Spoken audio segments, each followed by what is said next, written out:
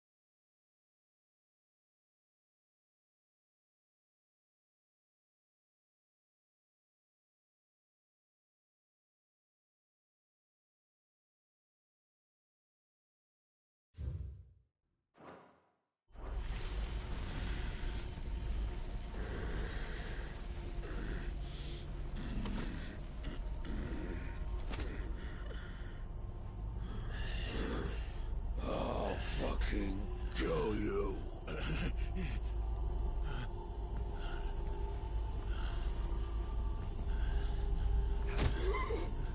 There.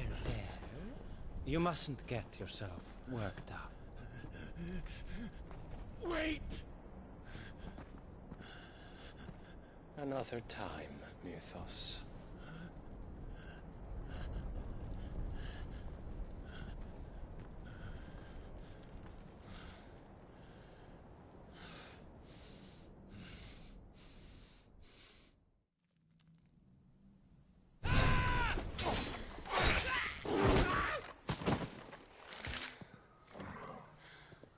Is that all of them? I think so.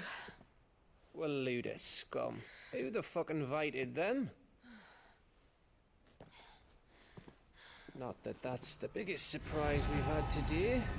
Where did you learn to do that, Torgal? Not telling, eh? Suit yourself. Gav, we have to find Clive. Right, sorry.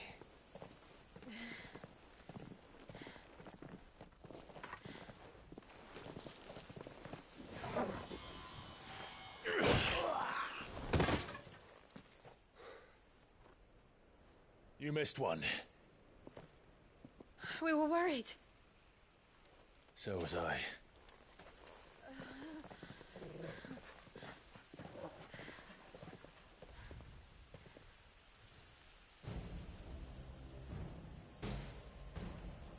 I was so close. If it hadn't been for my gift, I would have finished him. I'm just glad you got out of there alive. When did the Royalists arrive? Right after you went inside. Just when we thought we were shot of Titans lot. In pile Odins. Not enough of them to worry us, though. No. You didn't see the one who took Kukra away. So, what? You think they came here to save him?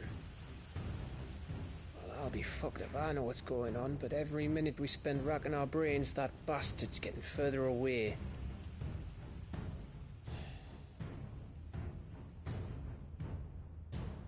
So what do we do?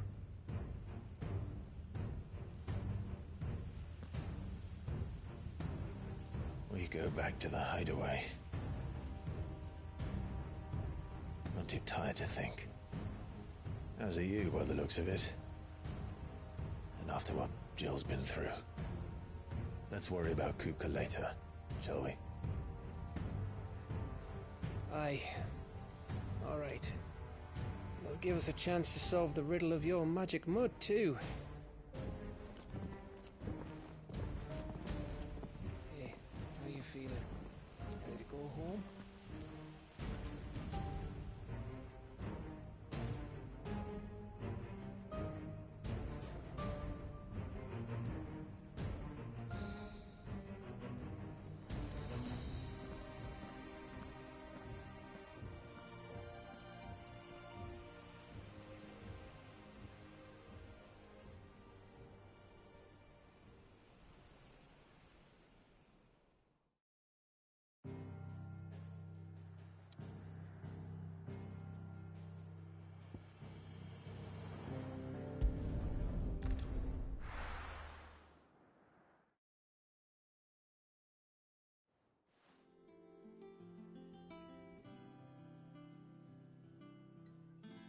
Just look at the state of you.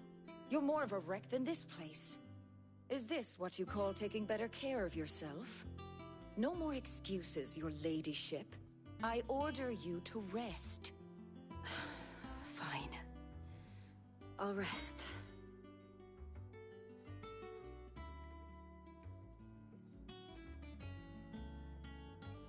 Don't worry, Gav. She's in good hands.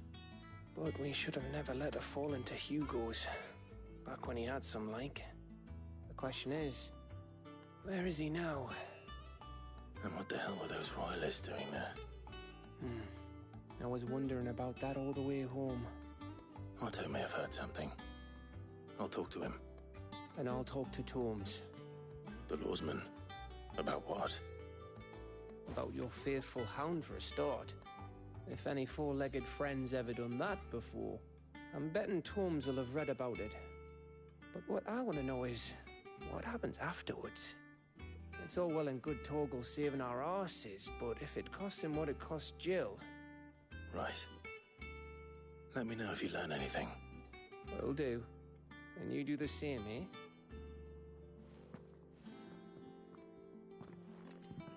Jill. Listen to Taya. I will. Thank you.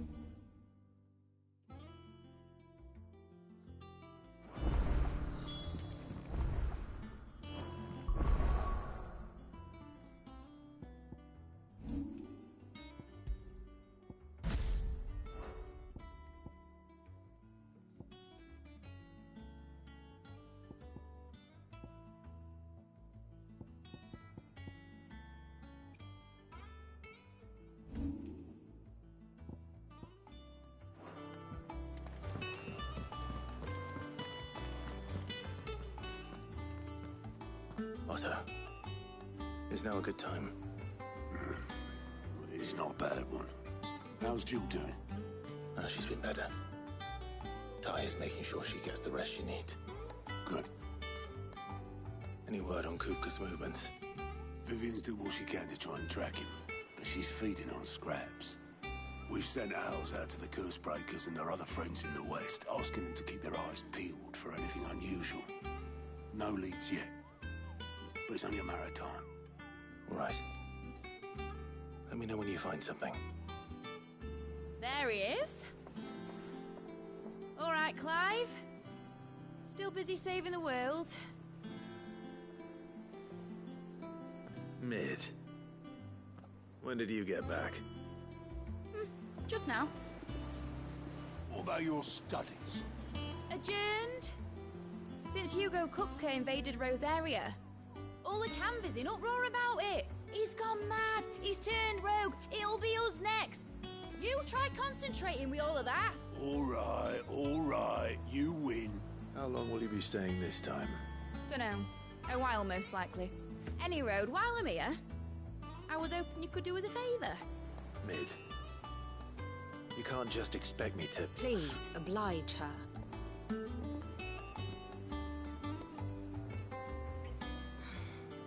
While we are busy tracking down Kupka, you should have a little time to spare. Professor! Now there's a face I haven't seen in a while. Shouldn't you have it buried in a dusty old tome?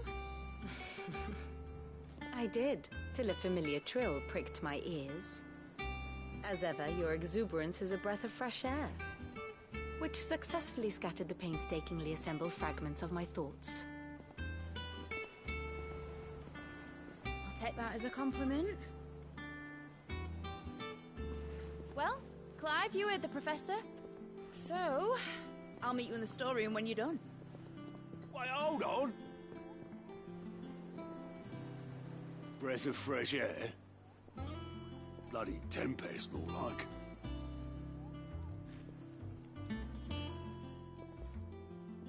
Oi, Otto, you got my gill? Huh? What are you on about? My fee for bringing Mid across. She said you were paying. That little... The storeroom, was it? I wonder what Mid's plotting.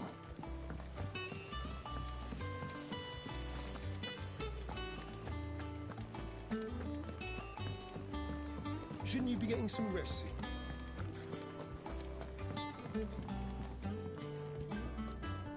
You took your time. I'm a busy man, Mid. I'll get to the point then. I want to turn the room down there into a workshop like the one I had at Dad's place. Mid, you've only just come back. And I've been thinking about it for a while. Dad said I had a knack for engineering. Told me everything he knew about it. Then sent me off to Canva to learn everything he didn't. That was his dream for me. That one day I'd put my studies to use for the good of the cause. But I'm helping no one stuck at school. I've studied enough. It's time I put my knack to work. I know that I can help the people here, and I want to do it. Well. If Sid could see you now. All right. I'll tell Otto you'll be staying. I knew you'd say yes. Which is why I wrote up a list of jobs for you. For me? Who else? What do you want me to do? First things first, I need equipment and materials to start making my own. There's the design to the stuff I need, and the stuff it needs smithing from. The other materials I can work myself. Just need a generous benefactor to lay them on for me. Apart from the wood, I'll need a carpenter for that, but I can just borrow yours. Is that everything? For now. I'll let you know if I need out else.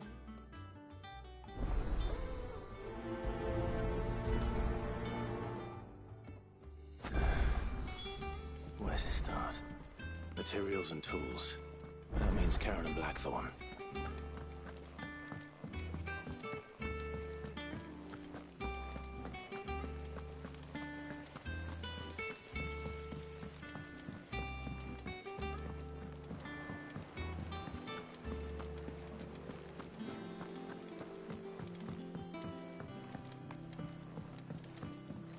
The little uns have been up to their old tricks again. Jill looked white as a sheet when we brought her.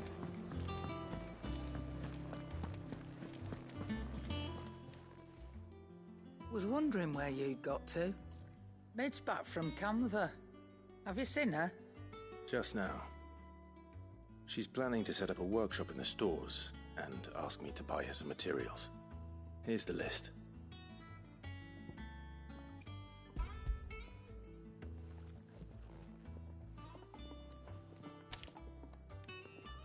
Think you can find everything on there?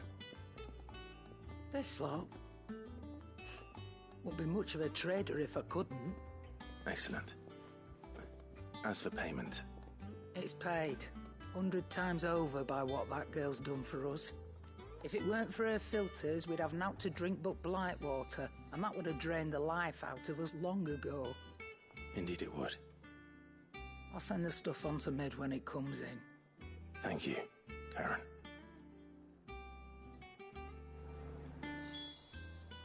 Is it business or pleasure?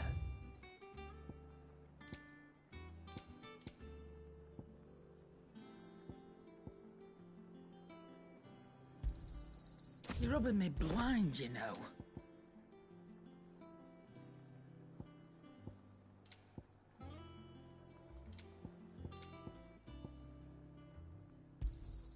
You'll not find a better price than that. You're rubbing me blind, you know.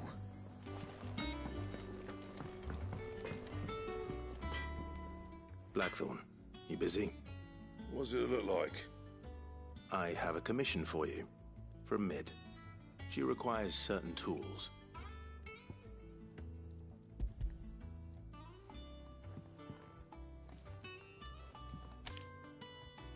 Do you think you can make them?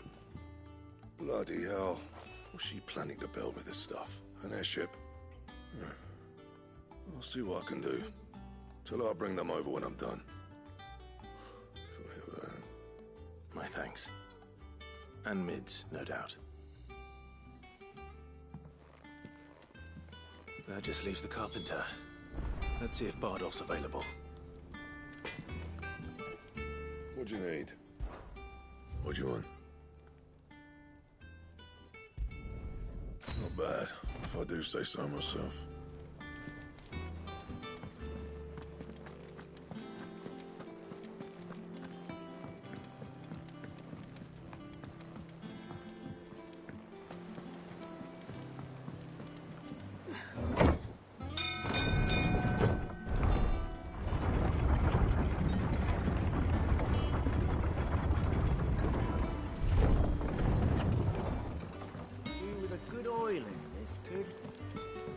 Should be enough to keep us going. How do, Master Sid? Bardolph. Mid's looking to build a workshop in the storeroom, and she needs the aid of a skilled carpenter. So naturally I thought of you. Well, I'd love to help the young miss however I can. But I'm afraid I got my hands full just keeping this place afloat. There's holes need patching, and if I don't patch them, we'll all of us sink into the mere. I'd gladly spare Mid all the time I have, but the sad truth is, I ain't got none. I see. It don't have to be me, though, does it? What about that other fella? You know, the one over at Martha's Rest. Bernard, was it? That's right. And he is a friend of the cause. I'll ask Martha if she can spare him. Thank you, Bardolph. Least I could do.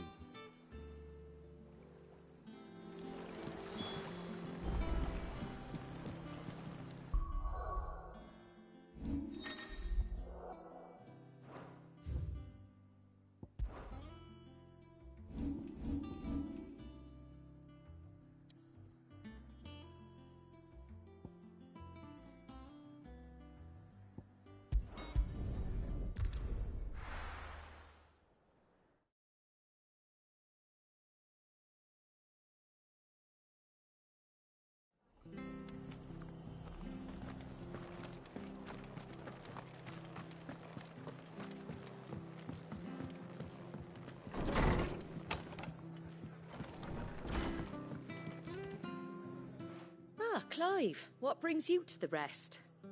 Our home finds itself in need of an extra carpenter. I wondered if I might be able to borrow Bernard for a short while. I don't mind if he don't. We're all friends here, ain't we? Thank you, Martha. Do you know where I might find him? He went up to Cressida on business. No idea what, mind. Place is a ruin. Far as I know, he's still there. I'll look for him there then.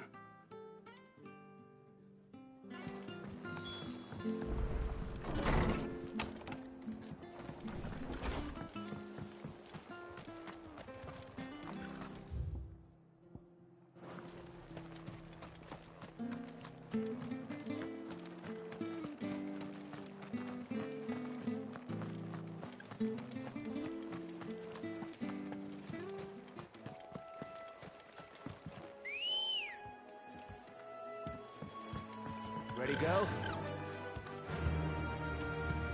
Run like the wind.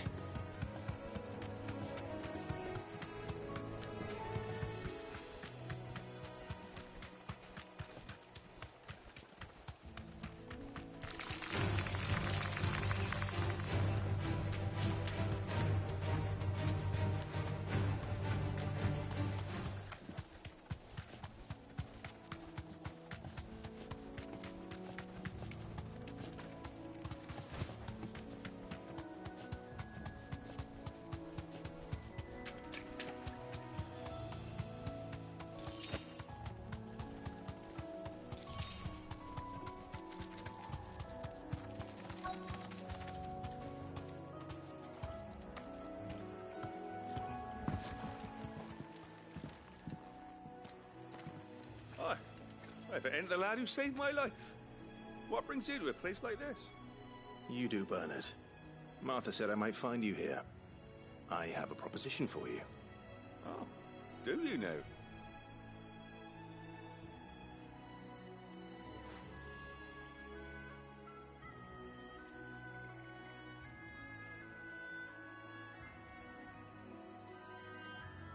Building a workshop, you say? Well, that beats tacking boards to bridges, sure enough. And if Martha didn't mind me being gone a while, then neither do I. You just tell me where you want me. That's the spirit. I couldn't ask a favor, though, could I? Before we go? Of course.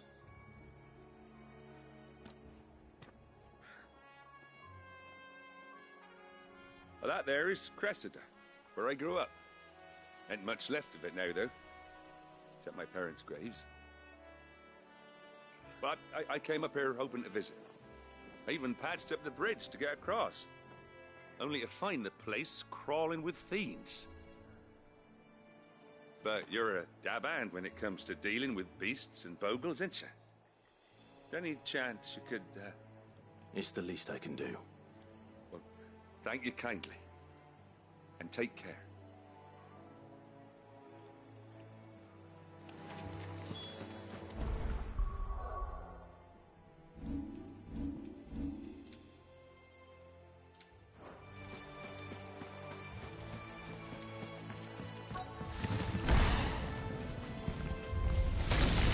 This shouldn't take long.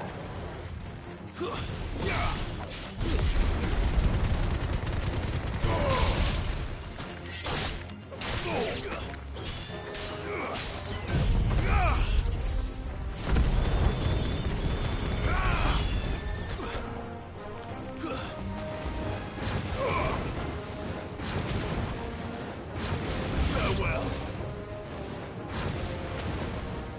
Waken winds!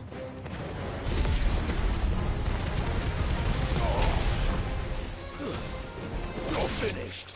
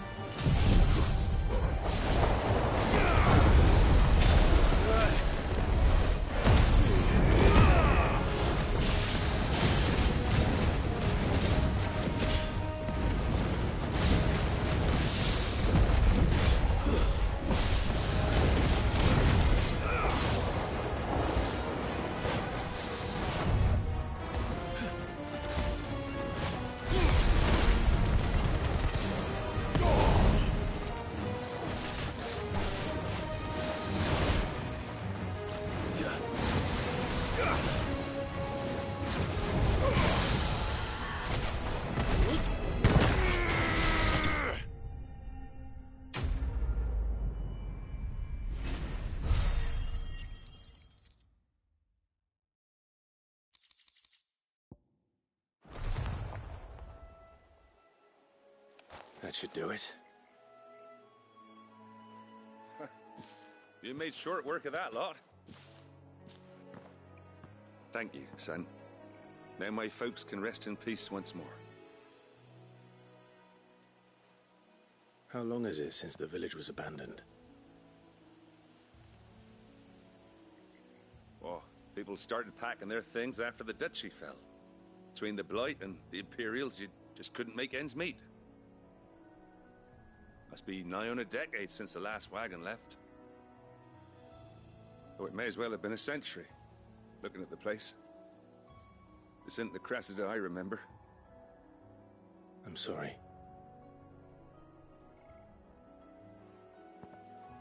Ah, don't be. Can't live in the past, no matter how nice it might have been. Soon as I'm done saying a prayer for those that raised me, it's on to your hideaway. I'll meet you there.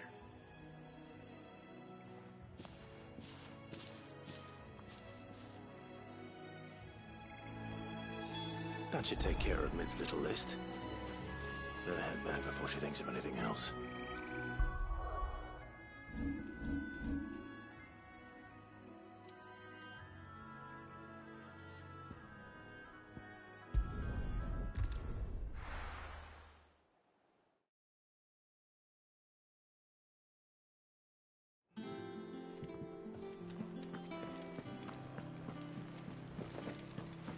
The little uns have been up to their old tricks again.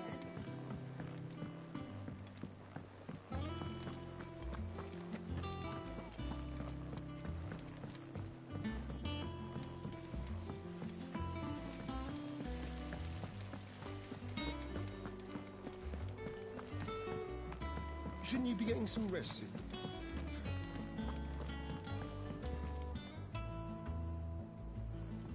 All right, Clive? You've all done then? I am.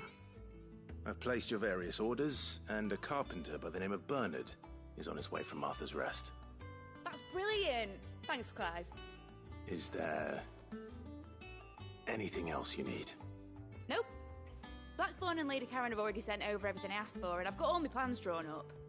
So as soon as Bernard gets here, we can get to work. I can't wait.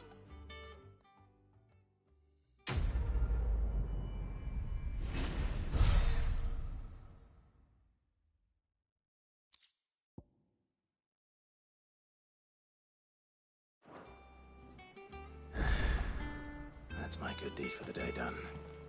Let's see how Jill's faring.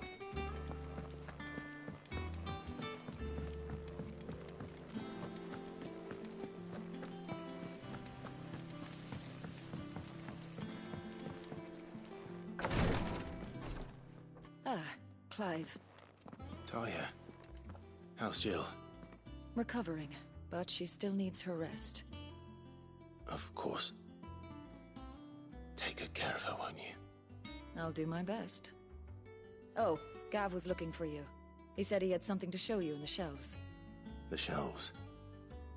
Oh, that's right. He went to ask Hippocrates about Torgor. He must have found something.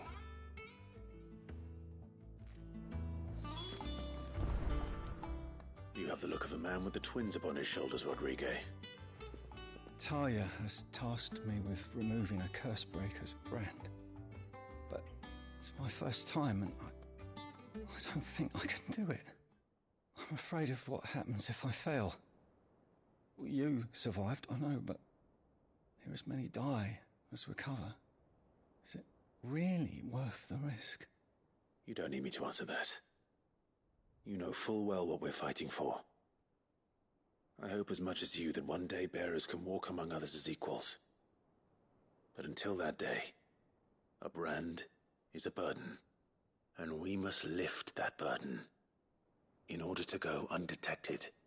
The operation may be dangerous, but it's also essential, and we undergo it willingly. I know. I still wish there was some other way. But griping about my lot helps no one, I suppose. Don't worry. I'll do what must be done. I know you will. Unfortunately, the first thing that needs doing is the preparation of a draft to dull the pain. Something I can't do with the infirmary's ammonia supply so low. What few leaves we have would barely be enough for removing a splinter, let alone a brand. Just tell me what you need. You'll go? Oh, thank you. No one knows Herblord like Taya, and she swears by ammonia for easing pain. It's simple enough to find, if you know where to look. And fortunately for you, I do. Along the river near the village of Amber over in Rosaria. Just search for the bright blue blossoms.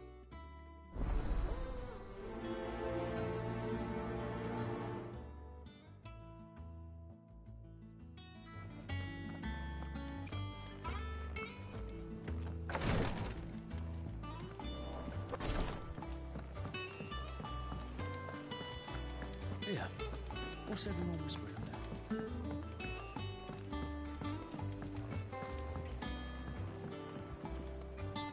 Do you have a moment, Sid? A team of Cursebreakers has gone missing near Northreach. Which team? Coles. They were sent to liberate a carriage of bearers before they could be smuggled to market. They were moving in for their assault when the carriage was attacked by goblins. A Cursebreaker managed to release a Stolas amid the confusion, but... this was days ago. They should be back by now, but I've heard nothing from any of them. I can't help but worry that... They know the work is dangerous. But I'm sure they're fine. But what if I've got them all killed? Before they go out, I always remind them why we're doing this, what they escaped, and what we're freeing people from. But I never really thought how my words might affect them. What risks they might take because of the things I've said. I'll go and find them. We'll both rest easier knowing they're safe. Thank you, Sid. And the plan was to intercept the slaver somewhere in the Dragon's Eyrie. That should be enough to go on. If they were there, Torgal will track them down.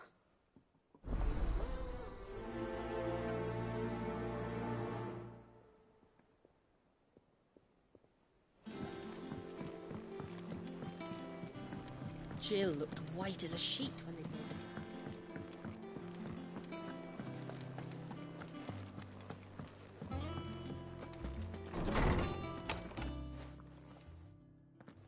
Clive, where have you been? I've been wanting to ask you something about Torgal. Where did you get him, like, in the first place? My father brought him back from one of his expeditions into the Northern Territories. They were crossing a snowfield when they heard his cries, and, seeing no sign of his pack, they took him in. What do you reckon, Torms?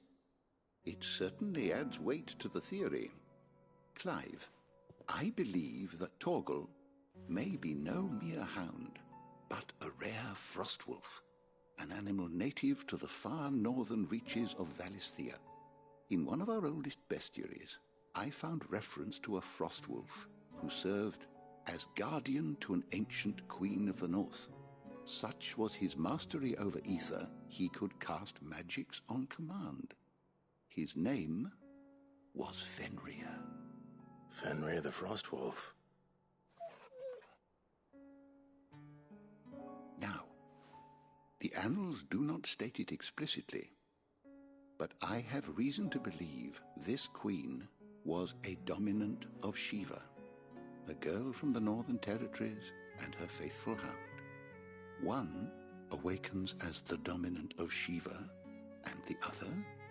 You're saying that Jill granted Torgal his powers? What? Just like Fenrir. People called him my hound, but Torgal and Jill were inseparable. He grew up as a faithful companion to the dominant of Shiva, and years later, his powers awakened. Just when his master needed him the most. You're right. If it weren't for Torgal blasting those bastards to Kingdom Come, Jill would have been for it. Quite. Though Torgal's power is his own, his latent birthright as a Frostwolf, it had only to be unlocked. Oh, get you, Torgal! You're an even finer hound than we thought. And regarding your original concern, you need not fear for Torgal's health. Why, the beast has the appetite of a behemoth. Just this very morn, I found him with his nose buried in my nuts.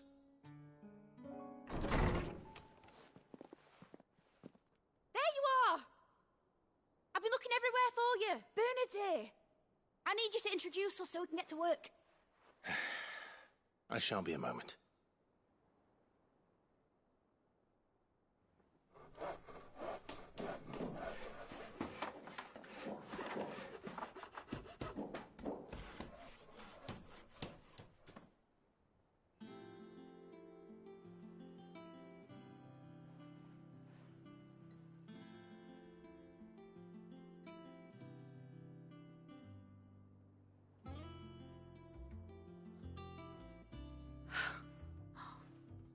Isn't it brilliant?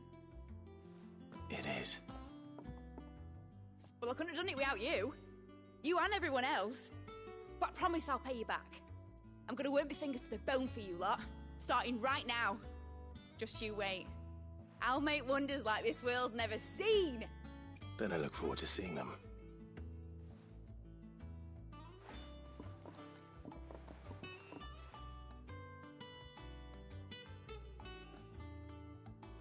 Now that that's settled, I wonder if Vivian's made any progress tracking down Kupka. I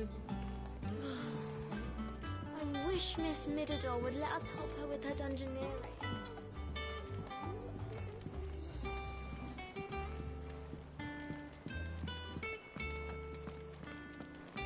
I think I'll wait till Mid's away to take a tour of her dungeon.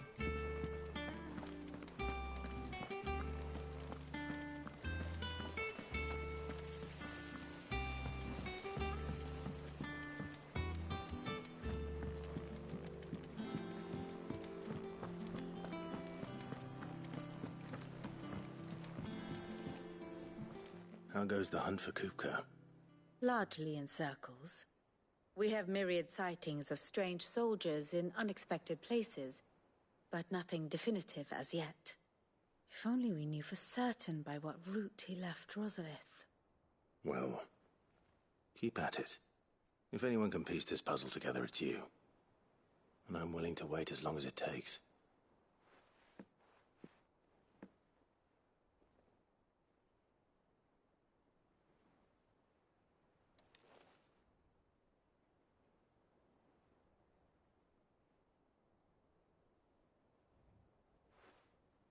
What? Here? Would that be a problem? Do you know, Clive? I believe it a mercy that you didn't inherit your father's throne. Your poor people would surely live in fear of you. You have nothing to worry about on that front. I won't be claiming his crown. That is a relief. Clive, have you got a minute? We, have a guest. A guest?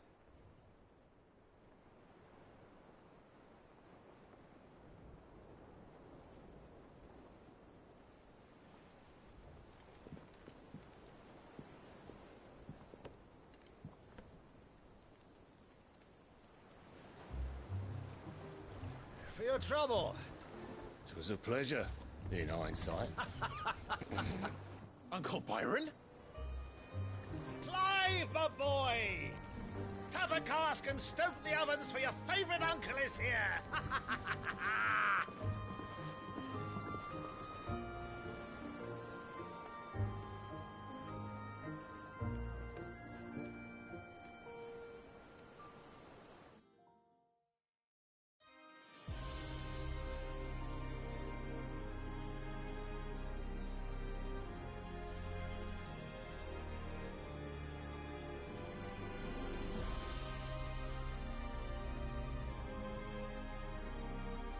The Dalmekian government sues for peace. How shall we respond? If they're willing to accept their fault in the matter, I see no reason to refuse them. Still, we must insist on substantial reparations. Twinside stores are not as bottomless as reported. Aye, and we have many more mouths to feed. We shall just have to have the Dalmex empty their treasuries for us.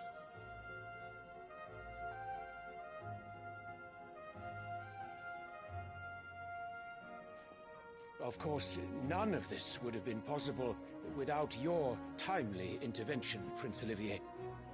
Indeed, I doubt any of us would have had the courage to trade words with the mighty Titan, nor less the wit to win him over.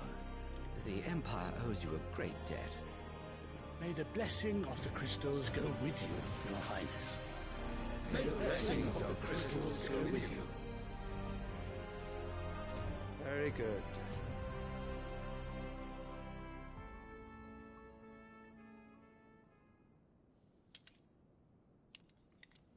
Now, let us come to the question of precisely when the Dalmex will withdraw their troops. Dion's fire could rid us of them in mere moments.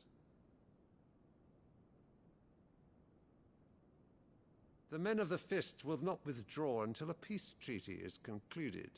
So let us keep the negotiations open, give them time to gather what gold and trinkets they can, and once they deliver that which we demand, what worth is a piece of parchment?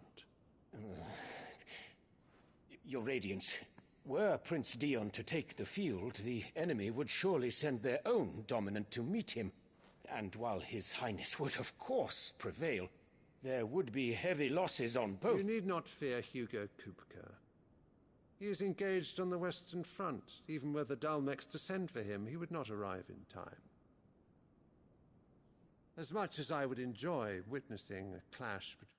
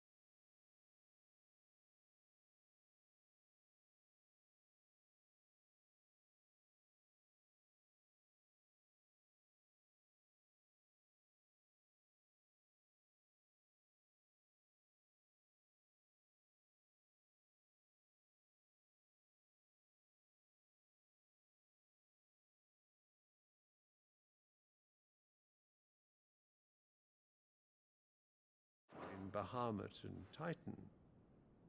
It is not to be. And what of your subjects, Your Radiance? If the fighting spread to the city proper, the people would bear the brunt of it.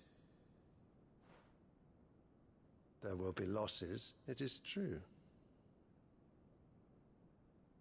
Yet for every citizen who falls, another can be bred. For every home that burns, another can be built. The Empire will live on.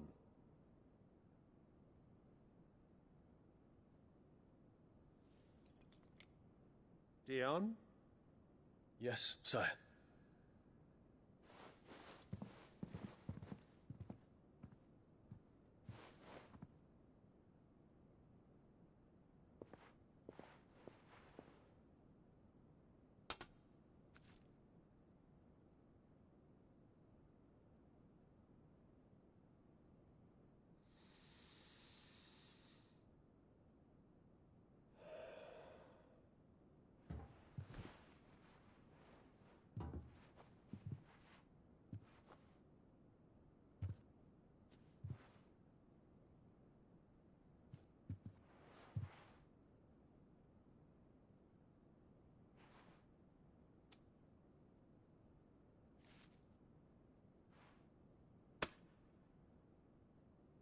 Prepare for battle.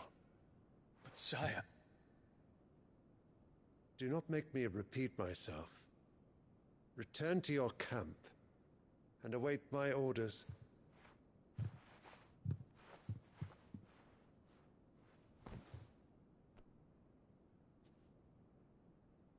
If that is your wish, Your Radiance, I shall depart at once.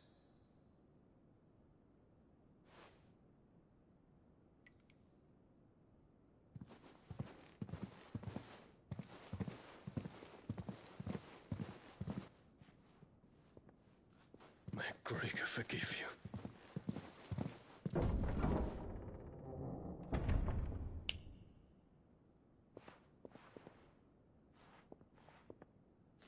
What do the astrologers augur? The stars are in agreement, Your Radiance. The shadow of treachery hangs over Prince Dion.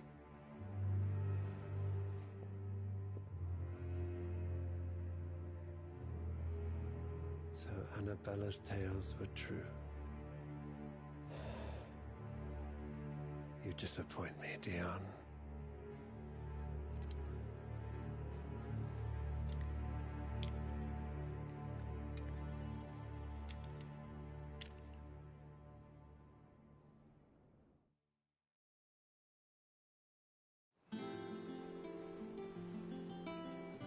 What on earth is Uncle Byron doing here? Only one way to find out. The little ones have been up to their old... It's just one thing after another around here.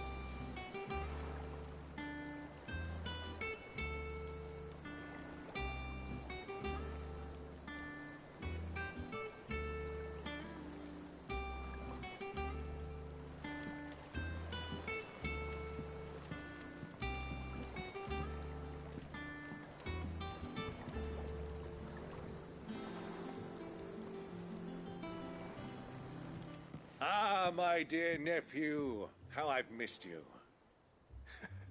How did you find this place, Uncle? Through the good offices of young Sir Wade. He really is the most helpful fellow. As are you, I hear. The Guardians and those they freed tell the most outlandish tales of your heroics in Rosalith. Which is why I came, to learn the full truth of the matter. Sort the fact from the fiction, so to speak. You were working with the Guardians of the Flame to evacuate the people of Rosalith to Port Isolde. I was, aye. Then I have questions for you. Please, come inside, Uncle. Gladly. You there? There are 2,000 gold talents in those chests. See that they're added to my nephew's coffers, would you? 2,000?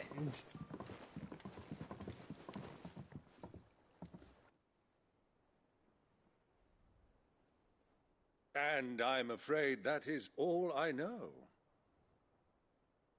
A fleet sailing south past Port Isolde. Most intriguing. Forgive me for not being able to tell you more. I hadn't the faintest idea Kupka withdrew wounded from Rosalith. Still less that my own nephew dealt the decisive blow. What do you think, Vivian? I think, with this news of the Dalmekian fleet and recent reports of the Royalists' movements, that the final piece of the puzzle has fallen into place. Come here and I'll show you.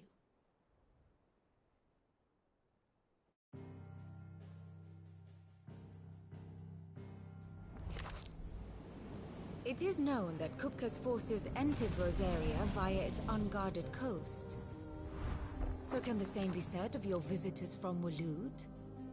Certainly her Royal Navy is famed for the efficiency with which it bears her knights from one battlefield to the next.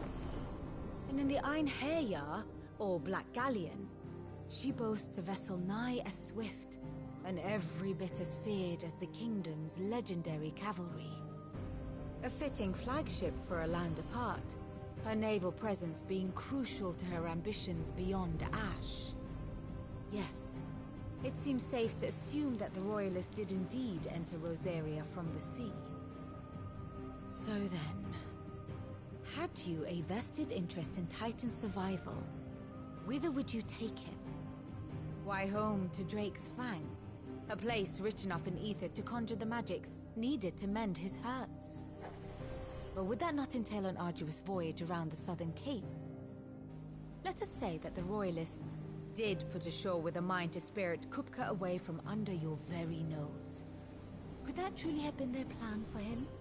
To load him aboard one of the ships flying Republican colors sighted off the coast near Port Isolde. To spend weeks at sea, being tossed hither and yon by unforgiving waves, his life hanging in the balance. No. The journey would mean Titan's death, and Kupka's faithful creatures would not allow it. So what then was the plan of our Waluda friends? Reports suggest they made not for the coast, but for the desert. And by cutting through the Velcroy, a party traveling light would have Titan back in his bed days before a galley could lurch into port. To wit, it was the Royalists, not the Republicans, who effected Hugo Kupka's safe retreat. I would stake your life on it.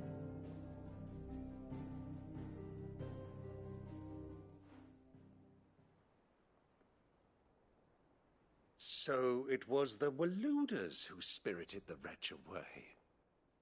Now I think about it, there was something a little strange about the ships I saw. The men seemed almost crestfallen, as if in mourning, as if they believed, or were made to believe, that their master was dead. You have a keen mind, Lord Rosfield. And you have your answer. To find Kupka, you have merely to follow the Royalist trail across the Velcroy. It may well have gone cold by now, but as they say in the Republic, all roads lead to Drake's Fang. Allow me to accompany you part of the way. As luck would have it, I had intended to journey Canberward on business after visiting you here. The Fang would be but a short detour. I'd be glad of the company. Give me a moment to make ready. I need to tell my friends what we've learned, and where we're going. Very well, but be quick about it, my boy. Time waits for no man.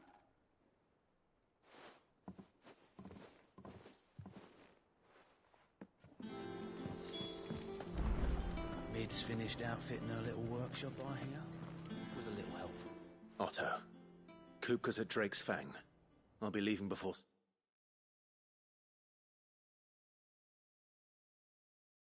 sunset. You're not going in there alone, are you? Don't worry. I'm not going there to destroy the Mother Crystal. All I'm after is Kupka's head. I won't risk any more than I have to. I promise. The Lancer and the Fang are all Kupka's personal fiefdom. You have any trouble on the way, you ask for Rosina Dalamil. Some call her the Desert Hare. Who is she? An old associate of Sid's, and only Sid's. All I know is the name, and that they used to meet at the Dalamil Inn. We've heard nothing from her since he died. But I'm thinking maybe the new Sid might be able to bring her back into the fold. Thanks. I'll keep that in mind. So, what about your uncle? I mean, he's welcome to stay, but... Don't look so worried. He'll be coming with me. Thank fuck for that. Gav, Otto, I'm leaving you two in charge.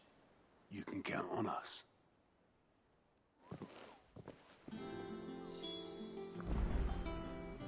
What's wrong, Gav? It's this gold your uncle gave us. Are you sure it's all right for us to take it? My uncle isn't easily refused, especially where dispersing his wealth is concerned. But 2,000 talents?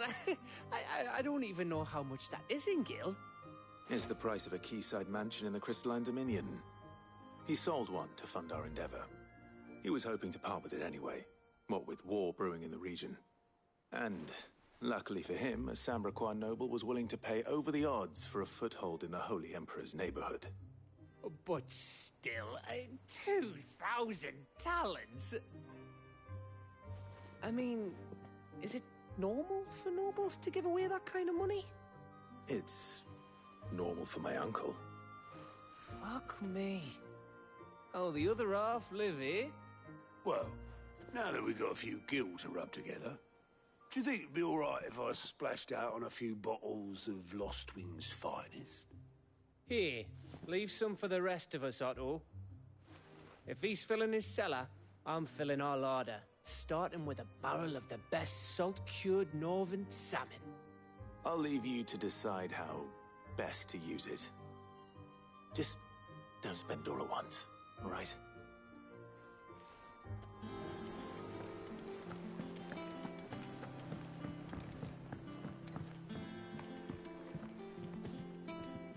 All right, Uncle.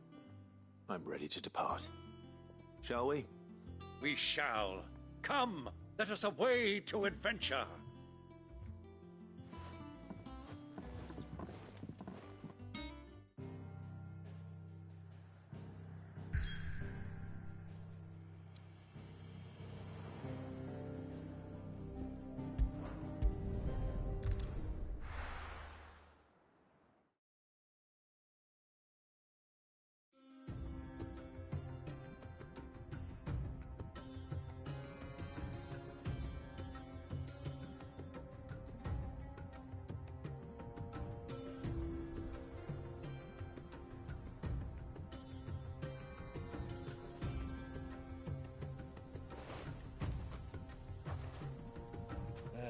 I was a young man when last I walked this path.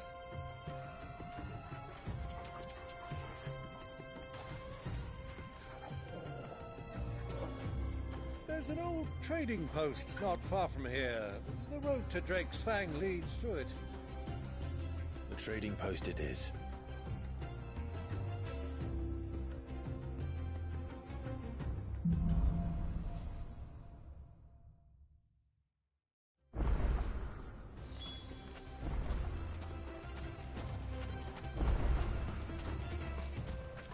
Our destination lies over that dune, beyond the ruins. Mark 'em well, Clive. It's all too easy to lose one's bearings in the sands.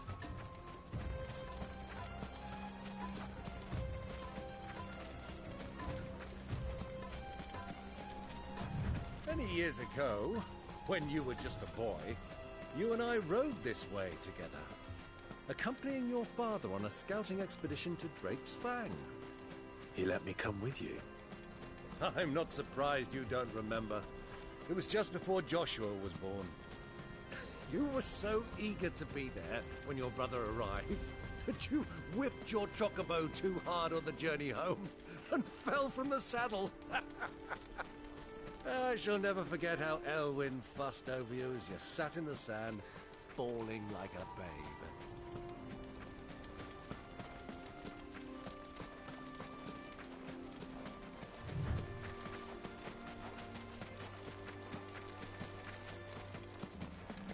Who do you think those soldiers were?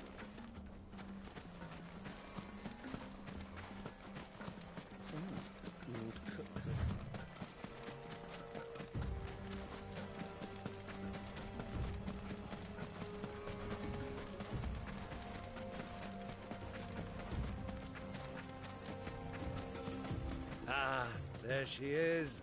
The good old Dalamil Inn. Do you know, this heat has given me quite a thirst. Quick drink before we press on?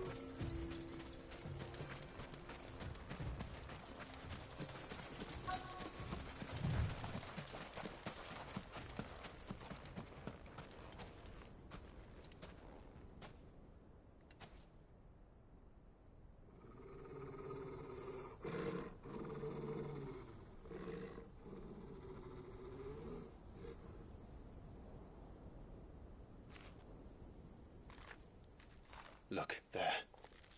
Those are Ashen steeds. No doubt about it. And such a long ride from Stonehair.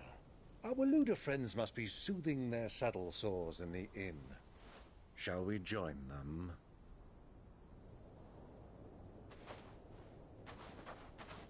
Run along and play now, Torgal. Dogs aren't allowed inside.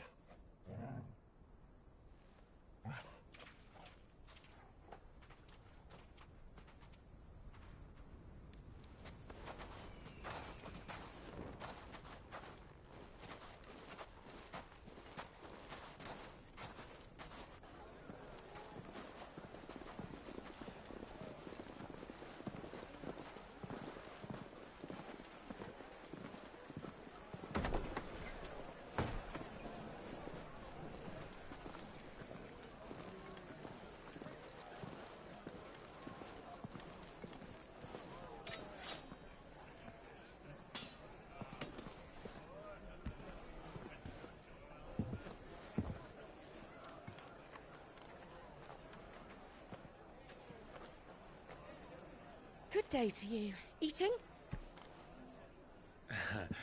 Sorry about my pal. He only talks when his mouth's full. What do you recommend? Well, if you're after something light, we do a fine chocobo soup with lentils and honey.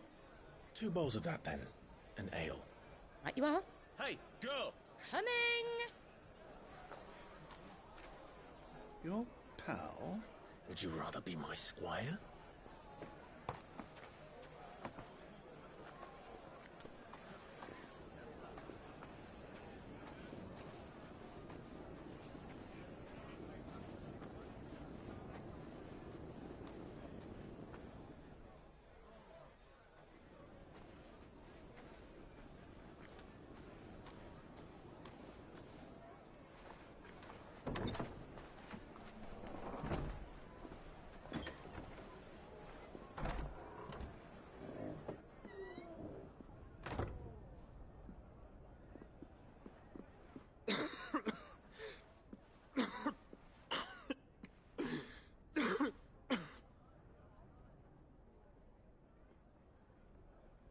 Your Grace, it is plain you are not yet well enough to travel. If you would only let me take you to someone who can better attend to your ills. No, we must press on. Prince Dion has returned to his camp and will soon depart for the front. I must speak with him at all costs. Miss this chance and I may never get another. You do understand that? Yes, Your Grace. But you must at least agree to take your medicine. I'll fetch you some water.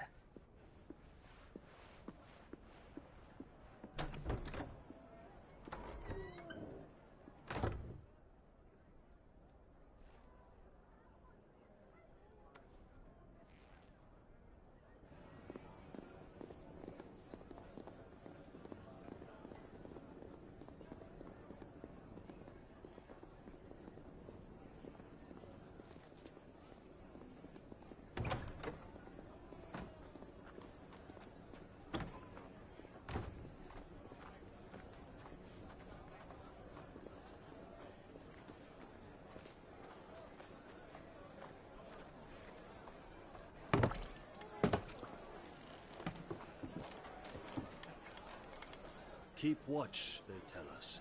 But all I see is sand. I hear they got our guest back to the Fang without any trouble.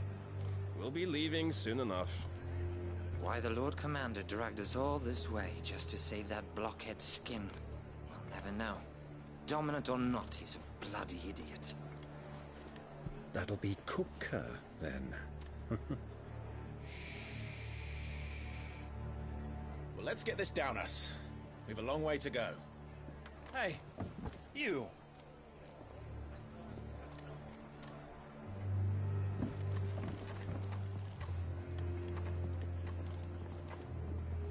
Uncle? Sorry.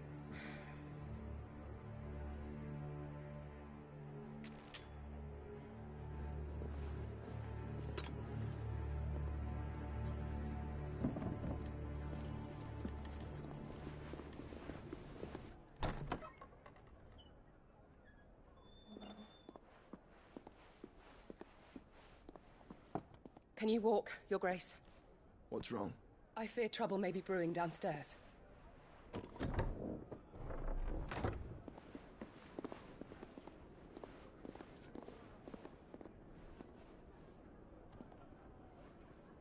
You two are travelers, are you not?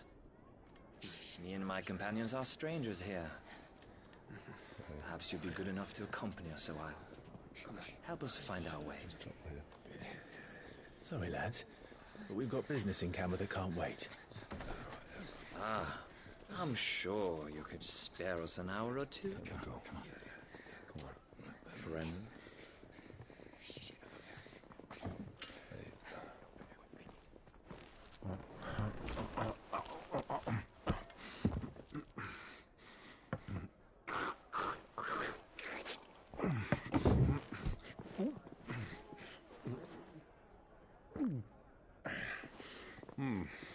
I'm afraid we don't have a moment to lose. Stay back, Uncle. Gladly.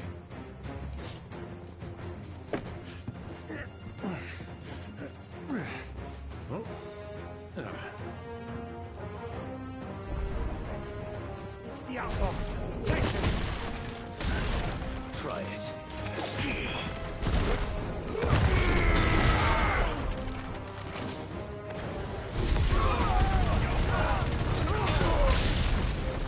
Bravo, my boy! Just like that! You?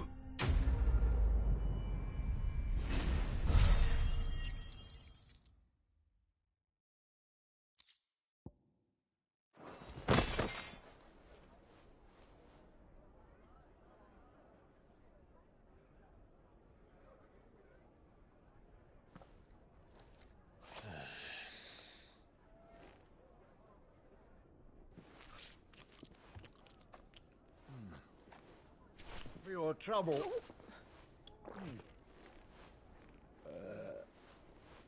Word of advice, miss. That soup could do with a touch more salt.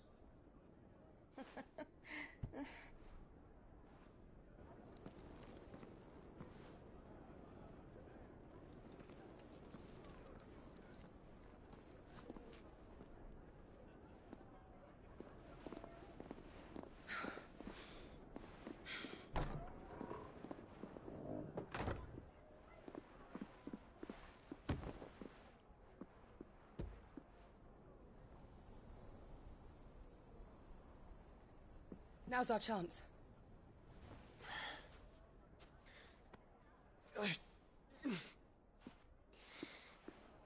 Your Grace? I'm fine.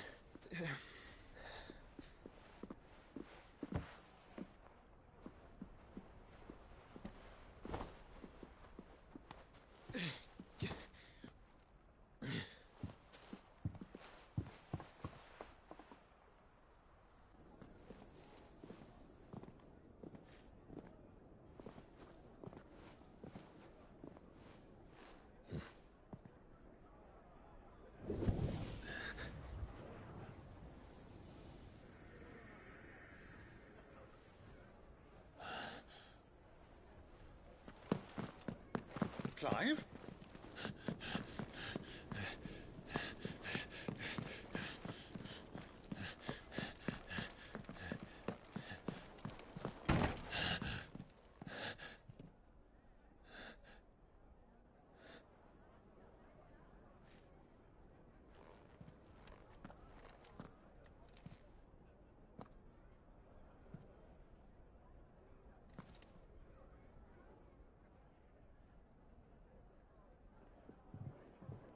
What is it now?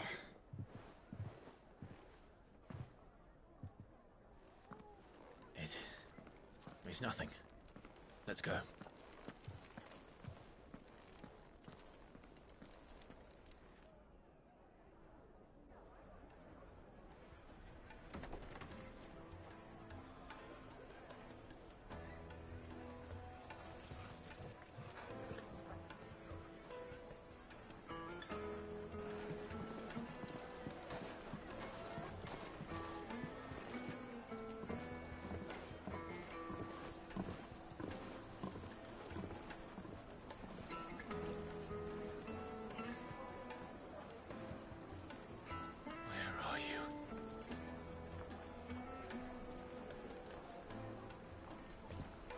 Well, we didn't know where to find Kupka before. We do now. The Royalists said it themselves. Their guest is in the Fang. We should press on before any more of their friends turn up. Made from the stoutest stoneware.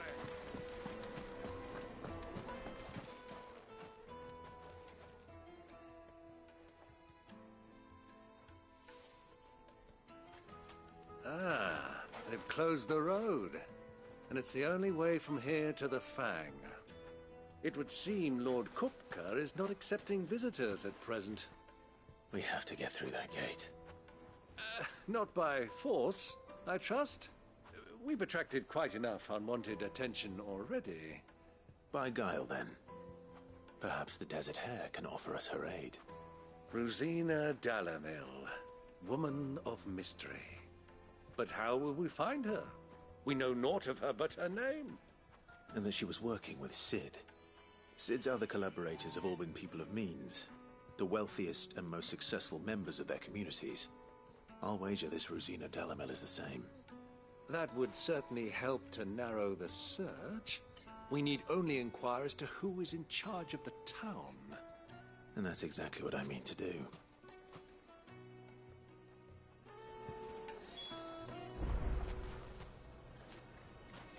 Looks like we won't be getting back to Drake's Fang anytime soon.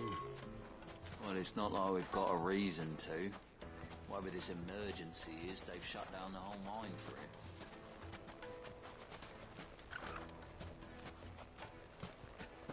it. Light it, for Gilbert's sake. You're a bearer, aren't you? Anything I can help you with, travelers? Allow me. My good man, we represent one of the oldest and greatest trading houses of Port Isolde. We're seeking to expand our business in the region and would very much like to make the acquaintance of Dalamil's leading entrepreneurs. If only we knew where to find them. Well, we're best known for our baths, our markets, and our smithies. I suppose you could do worse than start your search at one of those. Thank you. You've been most helpful. Oh, you wouldn't happen to know a lady by the name of Rosina Dalamil, would you? No. I can't say I do. Well, thank you all the same.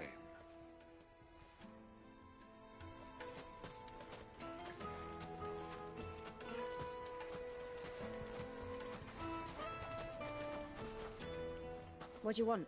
Can't you see I'm busy? I won't keep you long. I'm looking for someone. A woman by the name of Rosina Dalamil. Do you know her? Never heard of her. Is that all?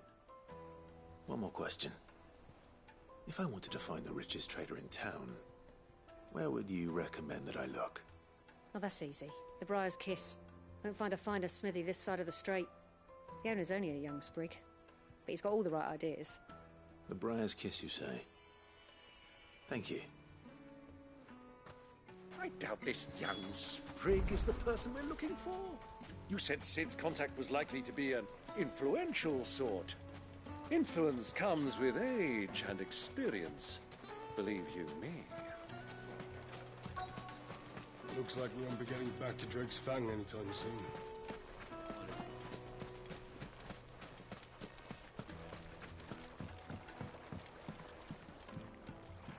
Can I help you?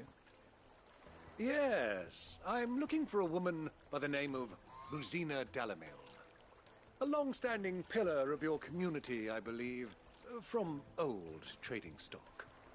Then you should ask further. He's been here for years. Knows the place and its people like the back of his hand. And he's in with all the old merchant families. Try the baths. That's where you'll usually find him. Thank you kindly.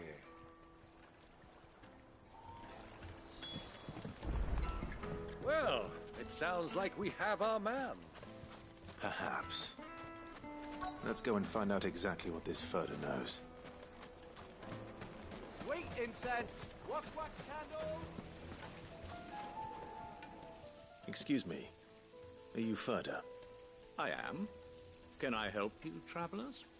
I hope so. You've lived here for some time, is that correct? Do you know Rosina Dalamil? We believe she may be a trader of some renown. And what business do you have with the Desert Hare? She was a close friend of mine. I was hoping she might be able to help me. Very well. Go to the Bordello. I'll arrange an introduction.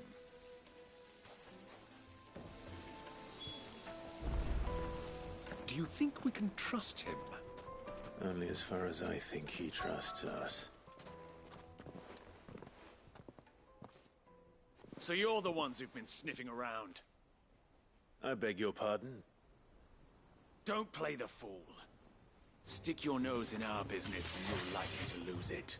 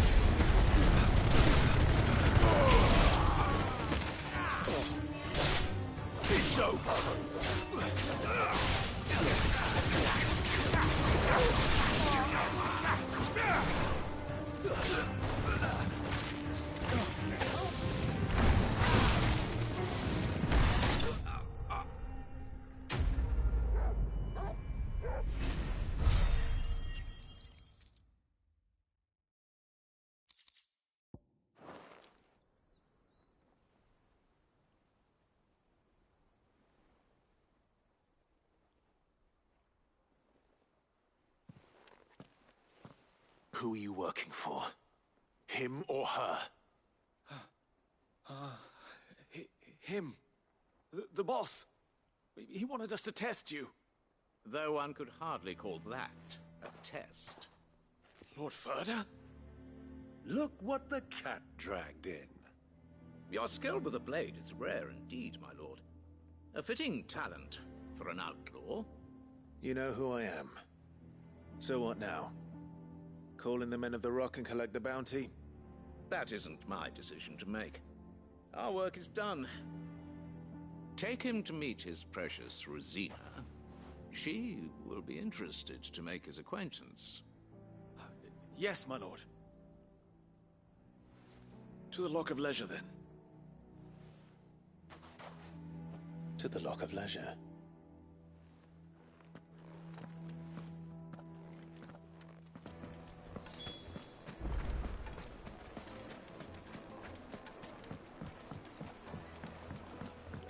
Needed to a silken soft. The most fragrant herbs and spices. The finest.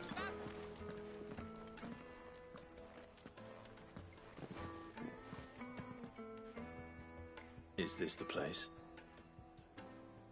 Lubor's Forge. The Briar's Kiss. Ah, so it was the young sprig after all. So much for Rosina Dalamil being a woman of experience. How wrong I was. It was an easy mistake to make, Uncle. After all, it must have been years since Sid last saw her. Sorry, him. Whoever this Lubor truly is, he's clearly a man of means. I'd say he deserves our respect. See that he gets it.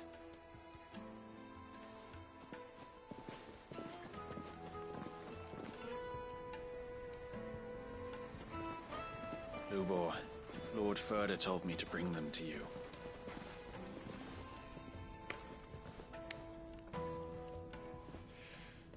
My boys tell me you're in need of assistance. Sid the Second? I won't waste your time. I need passage through the south gate.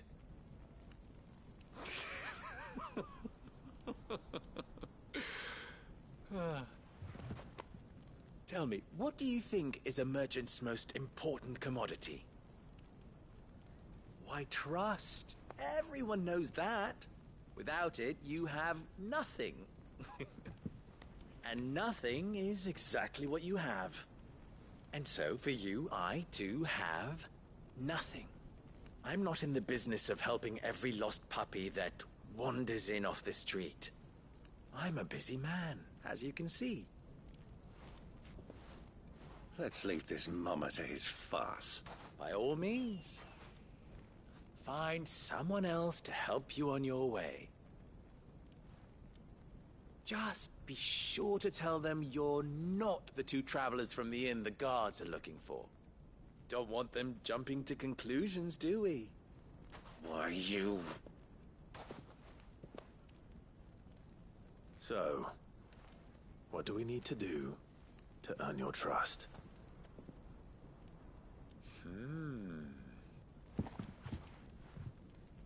I like this one. Willing to do whatever it takes to get what he wants. Ha! Men like you have a special place in my heart. Why, you ask?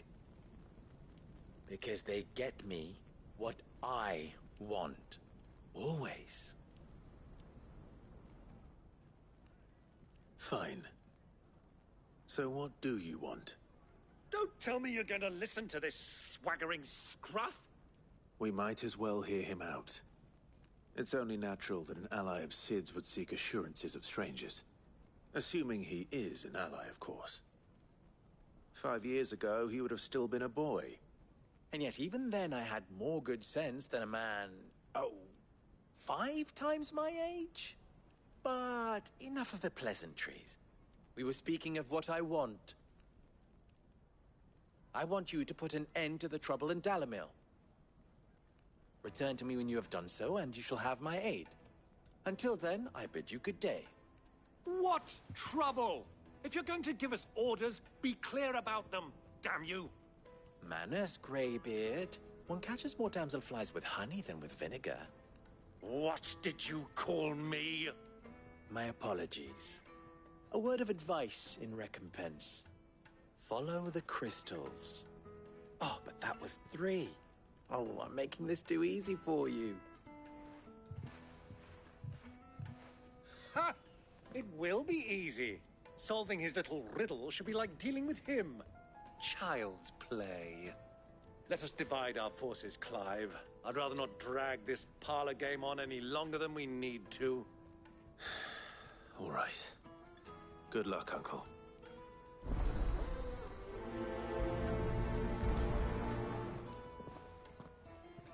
I thought we were the only ones causing trouble in Dalamil.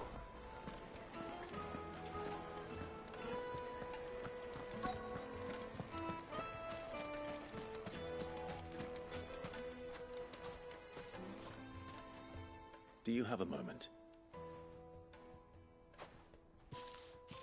Depends what for.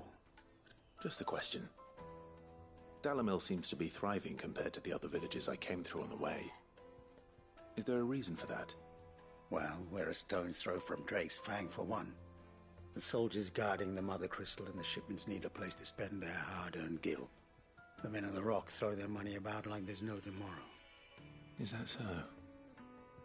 Well, thank you. Don't let me keep you from your work any longer.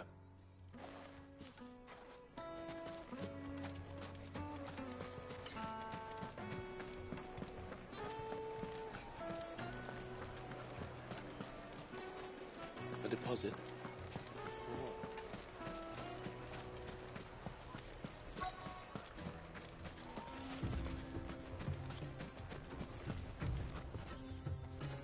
Excuse me.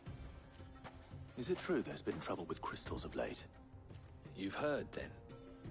I've heard rumors. Damn thieves.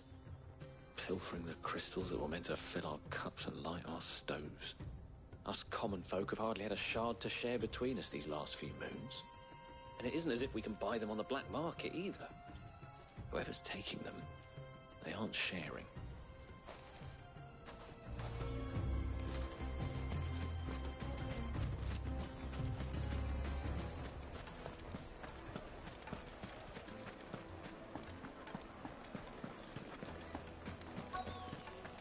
Light, meat and dark, fresh from the grill. You wouldn't believe how much he gave me.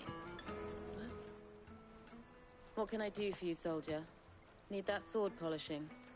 I'm not a soldier. Ugh, then be off with you. I serve the men of the Rock and the men of the Rock only. You have an agreement with them? Don't be stupid. I just know which side my bread is buttered. Don't want to be stuck under some pauper when they come knocking. With pockets deeper than Zemeckis and an urge to empty them. No, just leave, will you? Before you scare them off. I think I'm starting to get an idea of what's been going on. I wonder if Uncle Byron's learned anything of use. They'll probably be back at the inn by now. Carpets have pride of place. What was all that crashing and banging about before? It's you, the one who broke all our furniture. What do you want? Haven't you caused enough trouble already? I'm looking for my pal. Have you seen him? The gentleman who was with you? Yes, he's upstairs, but...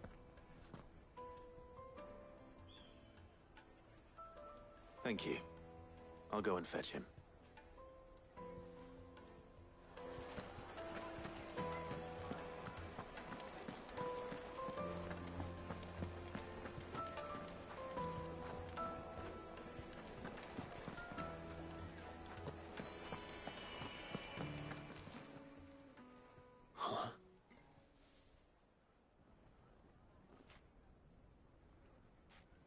Will this suffice as a deposit? By the sands. That's a black pearl. One of the many treasures in my collection that I would be only too happy to part with, should you give me reason to do so. All right. I'm sure that we can come to an agreement, but not here. What are you doing, Uncle?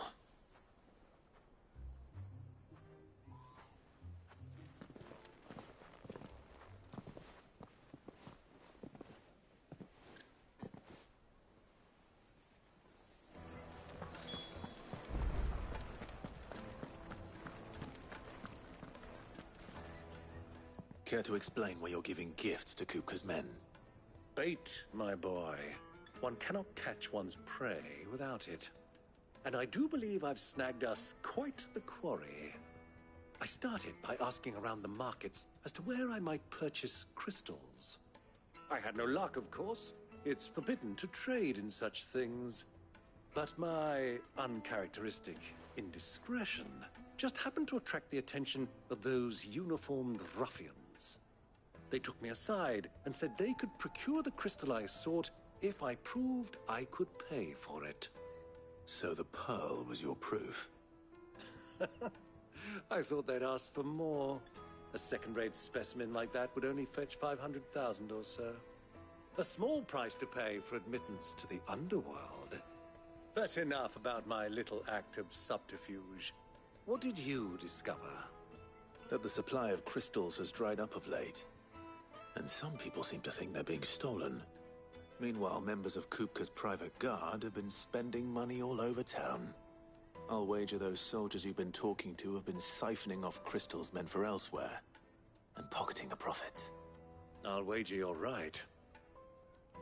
We'll meet with them then, just as you arranged, and put an end to the trouble Lubor spoke of.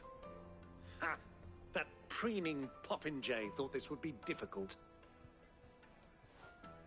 It just goes to show one should never underestimate a Rosfield. We'll soon wipe that smirk off his face. I arranged to meet with the soldiers in a secluded corner of the Velcroy, far from prying eyes. The perfect place for a spot of double dealing. I trust I can count on your support if things turn sour. Of course.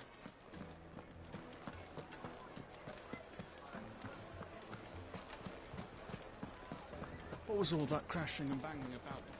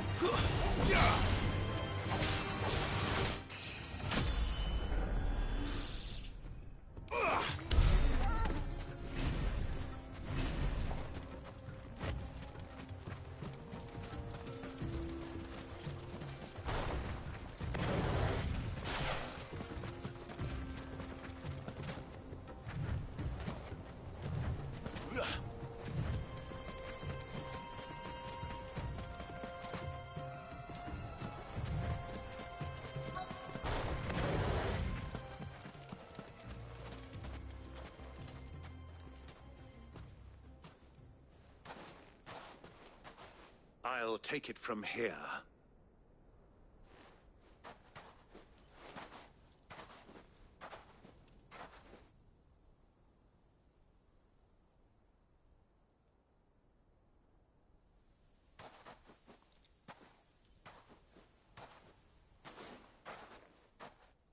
I was beginning to think you weren't coming, my lord.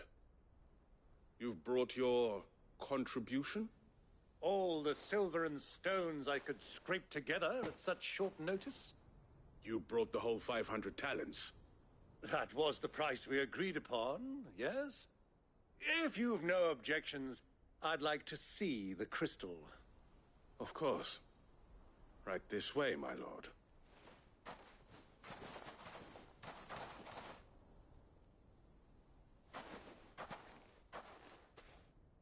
Not bad at all.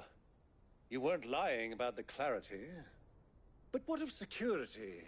If I were to be stopped on the road, what guarantee have I that it wouldn't be seized as property of the Republic?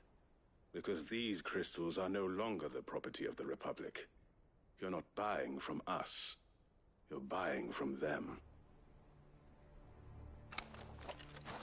And we have no more jurisdiction here than you, my lord. But we have ships, and will gladly deliver to a port of your choosing, now that our price has been met. Royalists, eh? What brings you here? Why, to collect their share of Drake's Fang's blessing, of course. Our nations are allies, and so they are entitled to a portion of the Mother Crystal's bounty. And being such good friends, we elected to increase that portion and share the benefits. And now that these crystals are officially property of the Kingdom of Waloed, we are duty-bound not to interfere, no matter where they might happen to end up next. Did you get all that?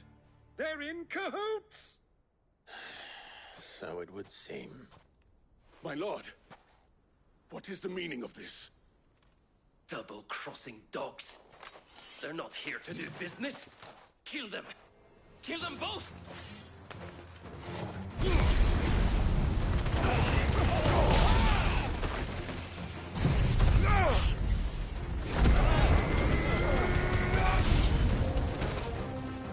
It's not over yet, Uncle. Good! I'm just getting warmed up.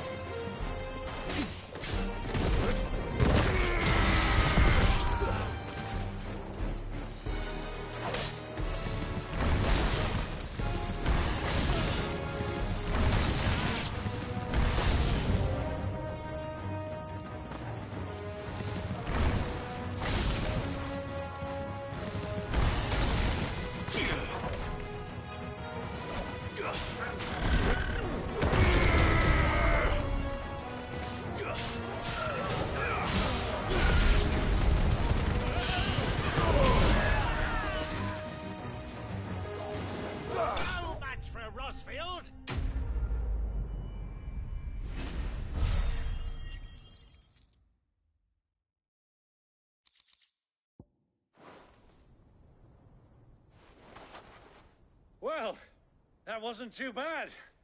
How'd you like my performance, huh? I've often played the villain on the stage. I think I did the role justice. Don't you? Greybeard, you were magnificent. The battle scene was particularly thrilling. Such a shame you didn't have more of an audience, but perhaps that's for the best. How long have you been watching? Long enough to witness your uncle's sordid transaction. I hardly expected one so venerable to degrade himself so thoroughly, buying one's way into the confidence of degenerates. Ingenious. This was the trouble you spoke of. The men of the Rock taking crystals meant for the common folk and conspiring with the Royalists. Well, now it's over. Indeed it is. The people of Dalamil had scarcely any means of redress against Kupka's men, let alone a foreign army. Until you two came along, that is.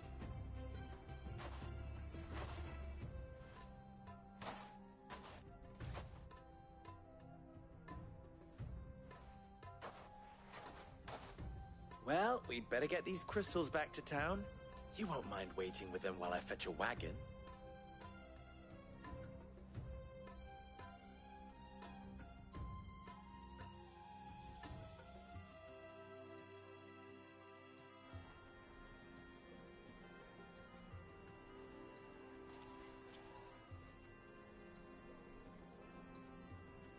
It occurs to me that I still don't know your name. Clive. So, Sid the Second is a Clive. I suppose it could have been worse. Well, Clive, you held up your end of the bargain, so I must do the same. Passage through the South Gate, was it not? To tell the truth, you've helped a little there too. Many of the guards have already been redeployed to deal with the issue of their missing comrades. And those left behind have been encouraged to look the other way should you attempt to pass through. Thank you. And please allow me to cover your costs. You still have the purse I gave to the soldiers, I trust? I saw you pluck it from one of the bodies. Oh, dear. Was I really so obvious? And my name is not Greybeard. It is Lord Byron Rosfield, thank you very much. No, thank you very much, Greybeard. Double the... Ugh! Here, wear this.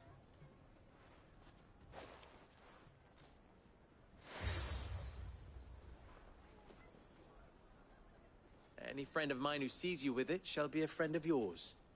Thank you, Lubor. And please, feel free to send one of my Stoluses back to your people. Tell them that Rosina Dalamil is back in bed with Sid.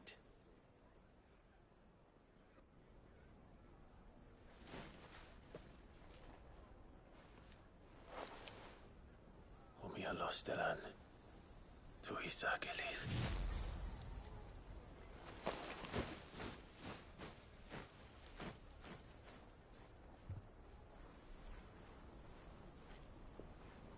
I'm trusting you, Sid. Or should I say, Clive? So be sure not to let me down. I have a reputation to uphold.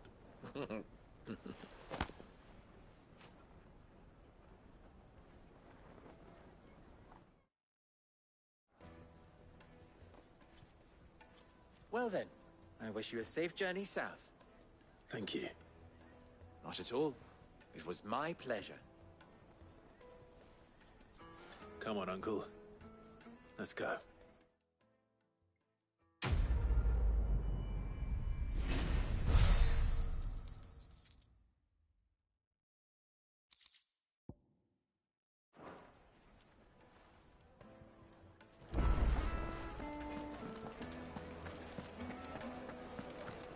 It would make a fine... Kneaded to a silken softness. Plates and pots! Silver platters! Hanging lantern! Ha! They've opened the gate! Lubor was true to his word. We should get going soon. Ah, I'm not too late. What is it, Lubor? A question that I neglected to ask earlier. Where is it that you're bound? To Drake's Fang. To finish Hugo Kupka. Just as I thought. Then allow me to share a secret. Drake's Fang is currently riddled with royalists. Talmeki and Walud are allies, and as you've seen, their soldiers work hand in glove. But no nation has ever before allowed a foreign army to make a barracks of its holiest of holies. Not by choice, at least. And there's more. A man on the inside of the Fang has failed to report for several days. I fear there may be more trouble lying in wait for you on the road ahead. Isn't there always? If you're determined to beard the lion's den, then promise me one thing. That you will enter via the mines, where the guard is lightest. I've lost one Sid already. If I lose another, people will start to think me careless. I don't plan on dying. Not before Kupka does, anyway. Well, so long as you have a plan.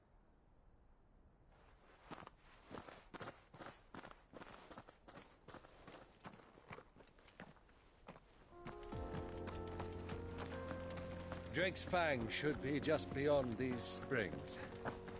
Shall we press on?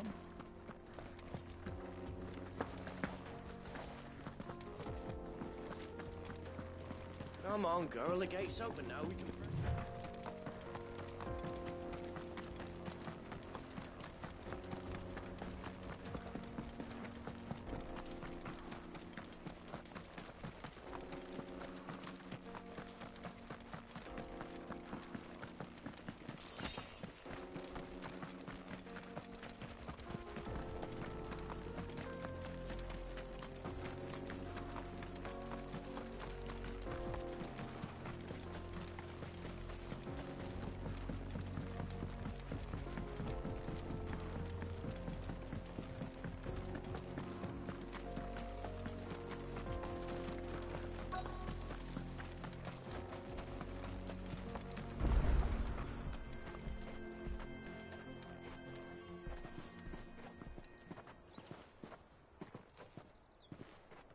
There it is. Drake's Fang.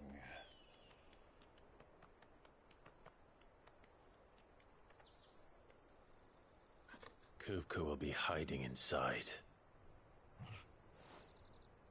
Along with goodness knows how many guards, all on highest alert. You'll need to keep your wits about you if you're to reach him. So be careful.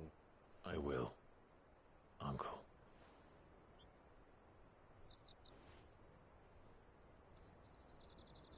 Before you go, Clive, allow me to apologize.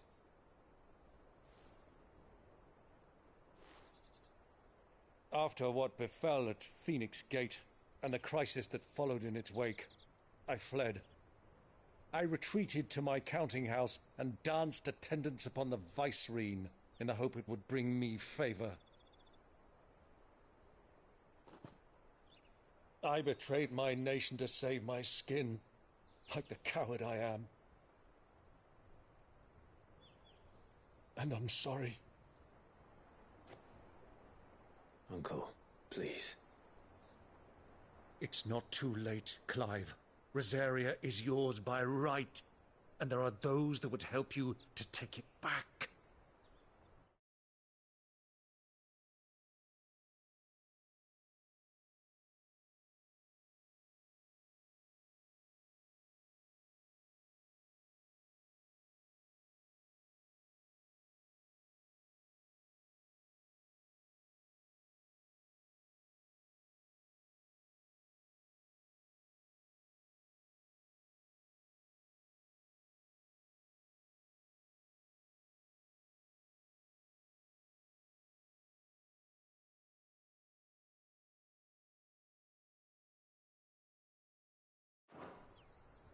Had I the courage of my brother, I might already have done so. But that ship has sailed. You, however... No. Forgive me, but I cannot.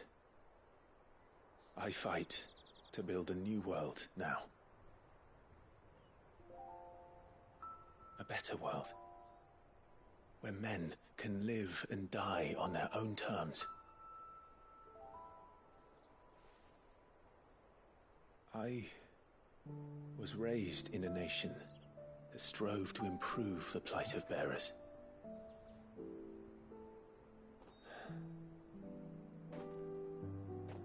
Only later did I realize that spark of freedom did not arise by chance, but was kindled by my father.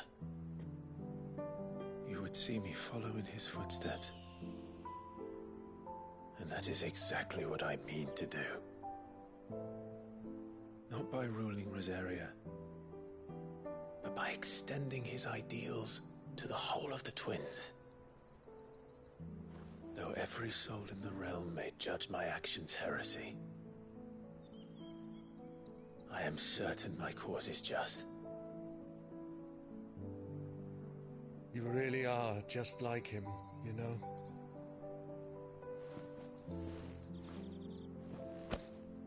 Thank you, Clive, for coming back to me.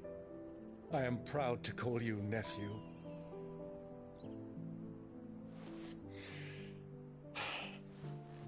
Well then, this is where we must part ways. Wish me luck in convincing my Canvarian friend to share his considerable talents. I mean to plunder his coffers and prove myself worthy of a place in your merry band. Till then, my boy. Till then, go safely, Uncle. And you, nephew. We have much to catch up on, you and I. I shall expect you to regale me with the tales of all your adventures when next we meet. You can regale me too, Torgal.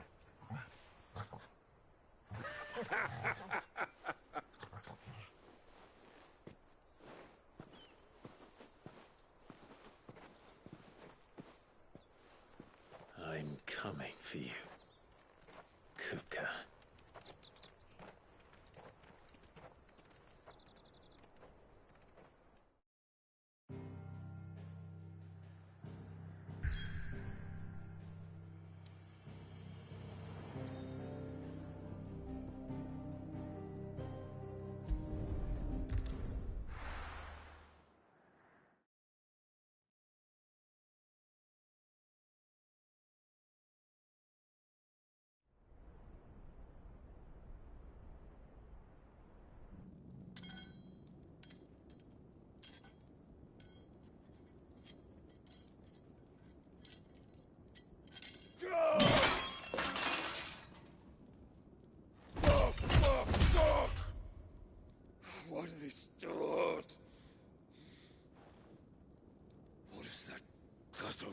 done to me.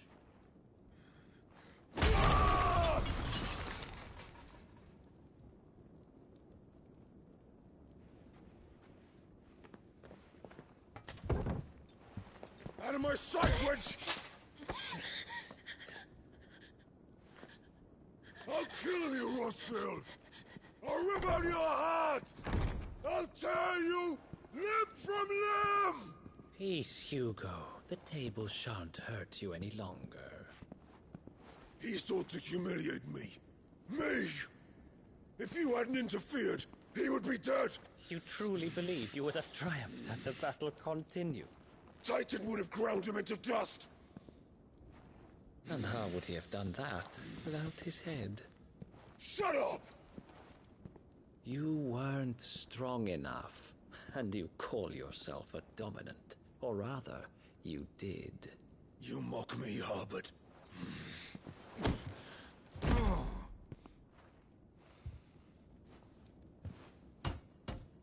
Do you see, Hugo? You are weak. Fuck! But so long as that fire burns within you, there is still hope. There may yet be a way for you to take your revenge. Tell me, what must I do? Please, I'll do anything. Just tell me.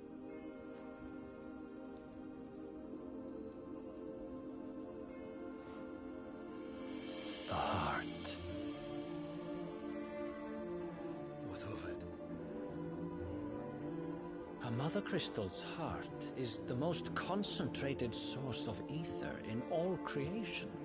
Perhaps you could take advantage of that. Of course, the crystal would not yield her blessing to any ordinary man. But then, you are no ordinary man, are you, Hugo? Clive Rossfield stole your power, but others have suffered a similar fate, and still managed to find the strength to conjure their icon. Like Benedicta Harmon. She too drank of the ether and gained a power beyond human understanding. She did.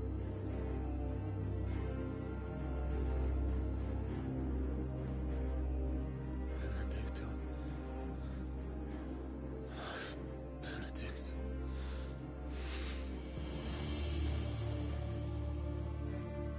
I'll do it. My love. I'll avenge you.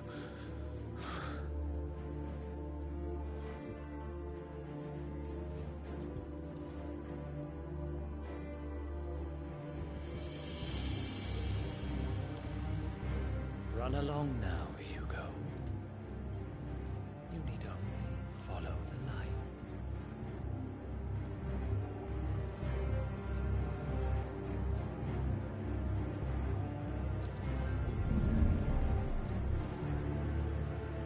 Muthos is here. Very well, it shall be so. You may leave everything to me, Your Majesty.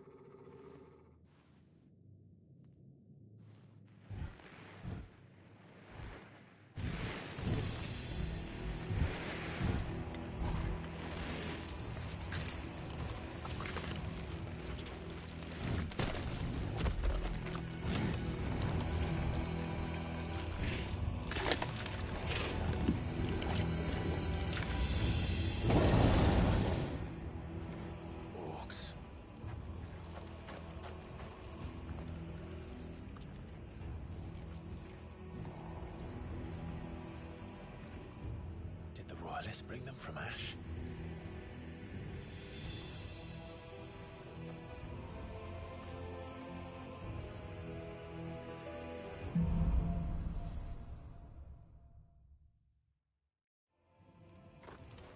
Are the Beastmen part of the Waluda army now? How the hell did that happen?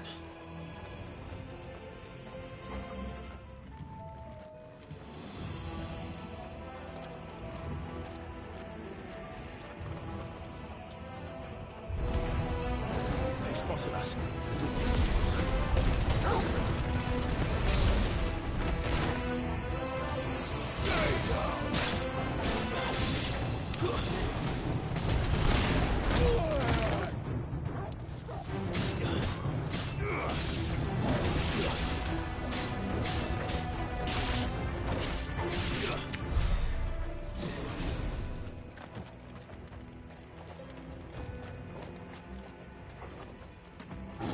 Taken over the entire mine.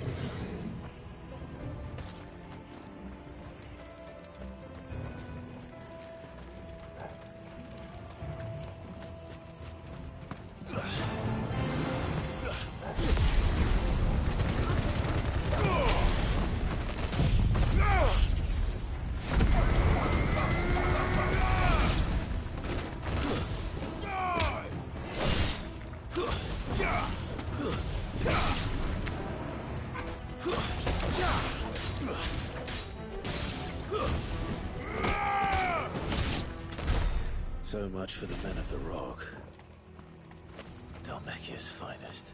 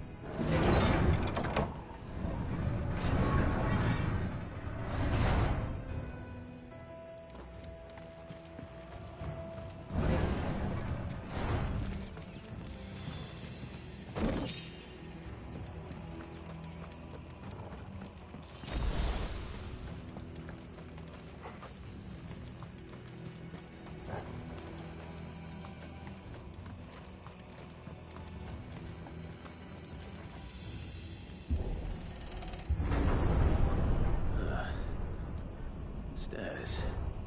This must be the way out.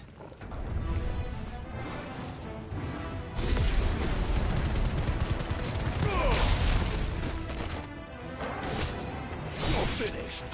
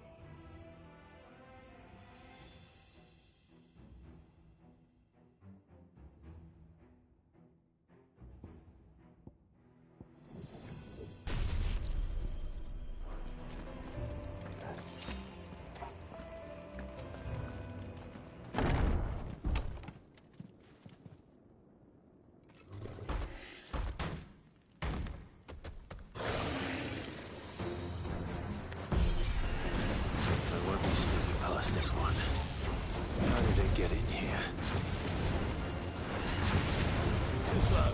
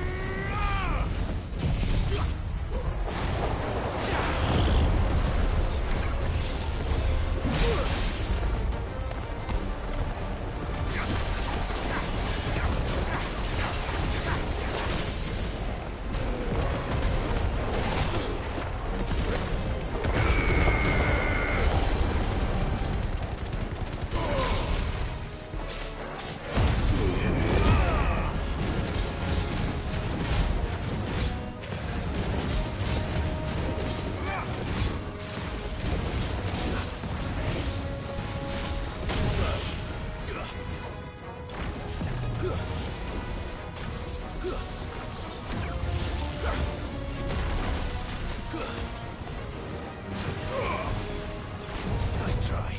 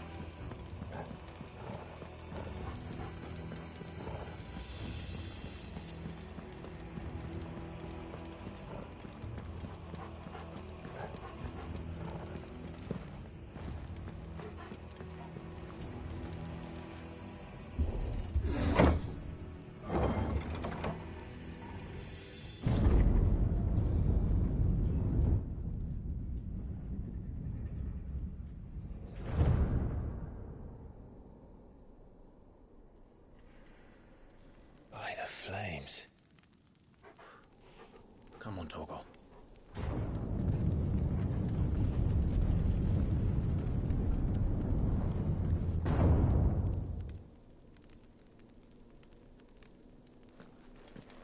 Kuka never did do things by halves.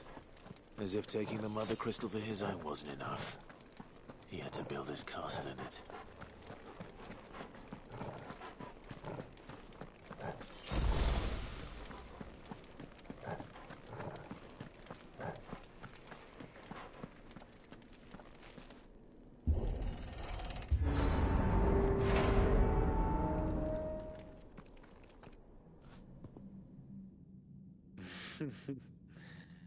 Let the trial begin.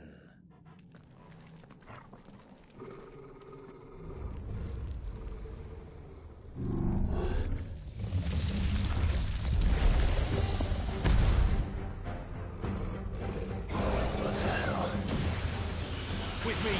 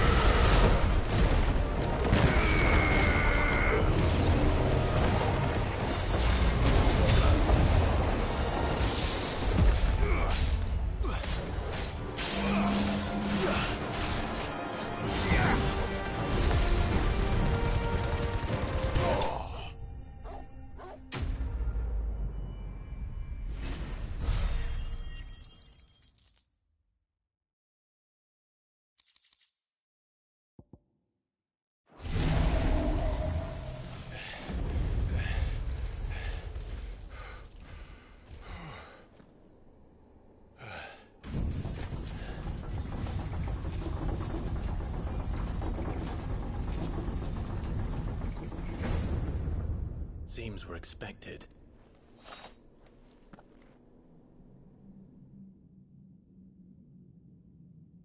So this is the power of Muthos.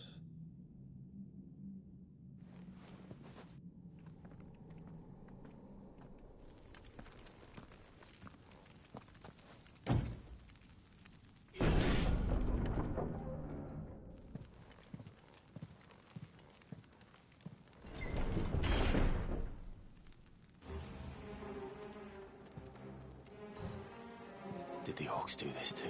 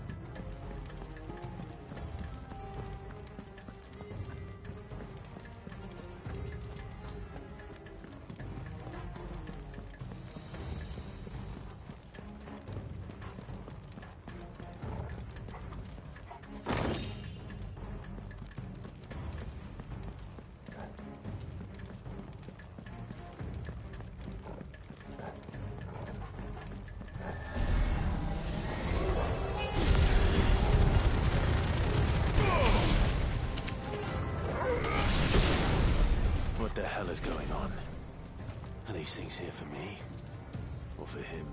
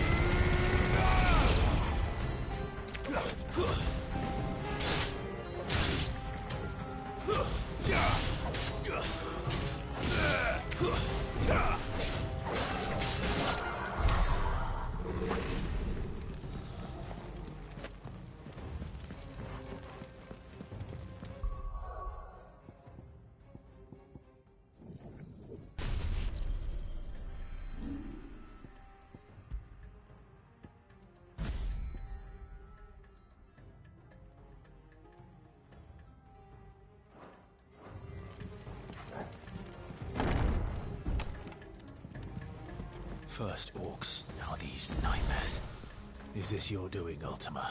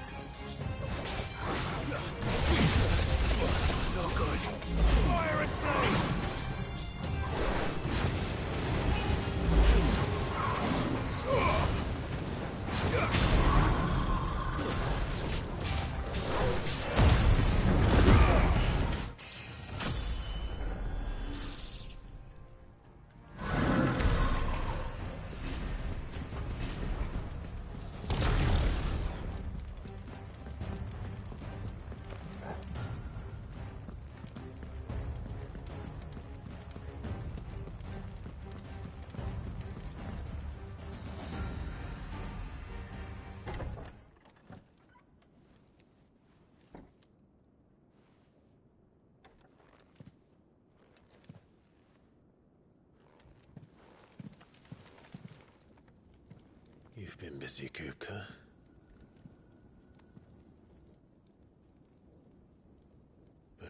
did you go?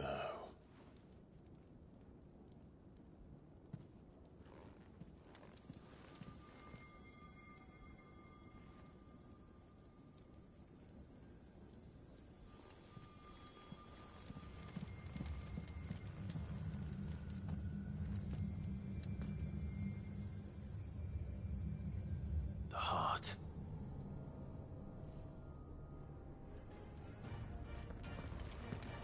He's in the sanctuary. I can feel it. Come on, Toggle.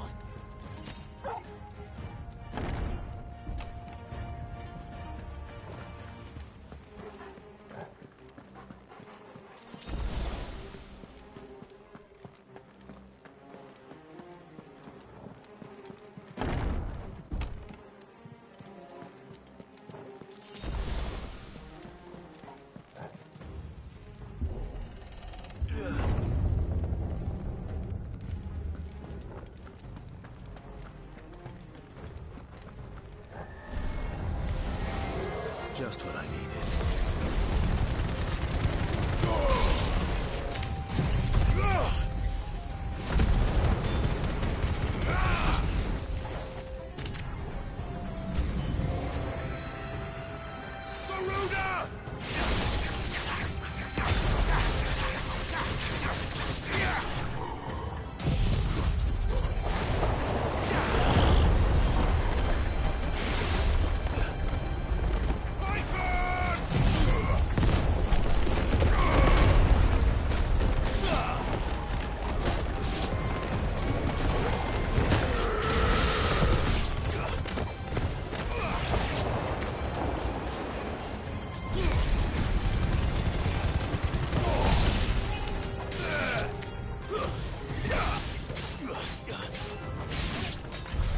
That better be the last of them.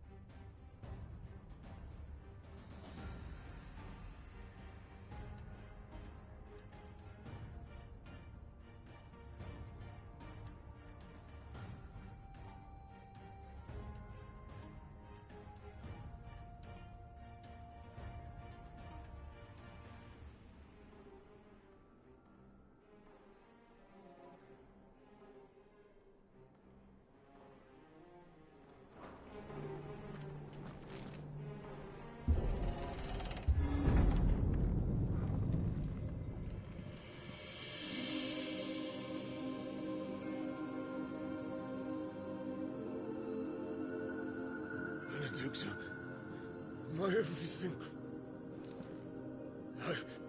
I've missed you so much. Kuka!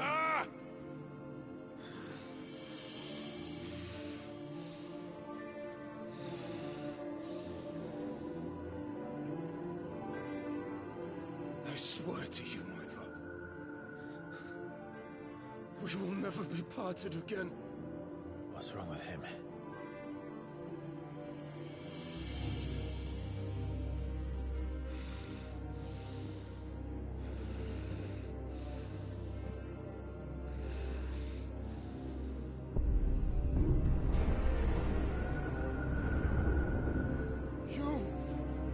You got away from her!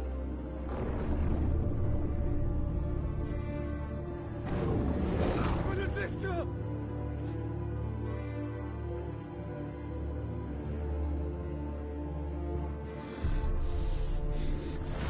I'll kill you, Oswald!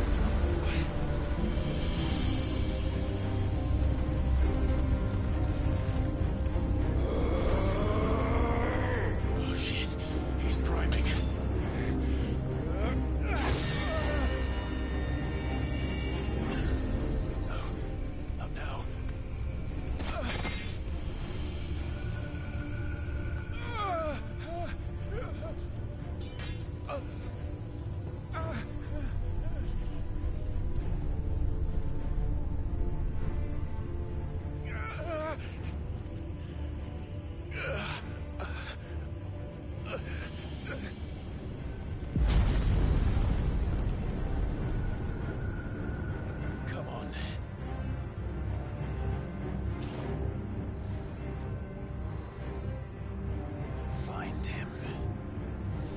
done this before. You can do it again. Let the flames burn within you. No. Let them burn without. Come to me,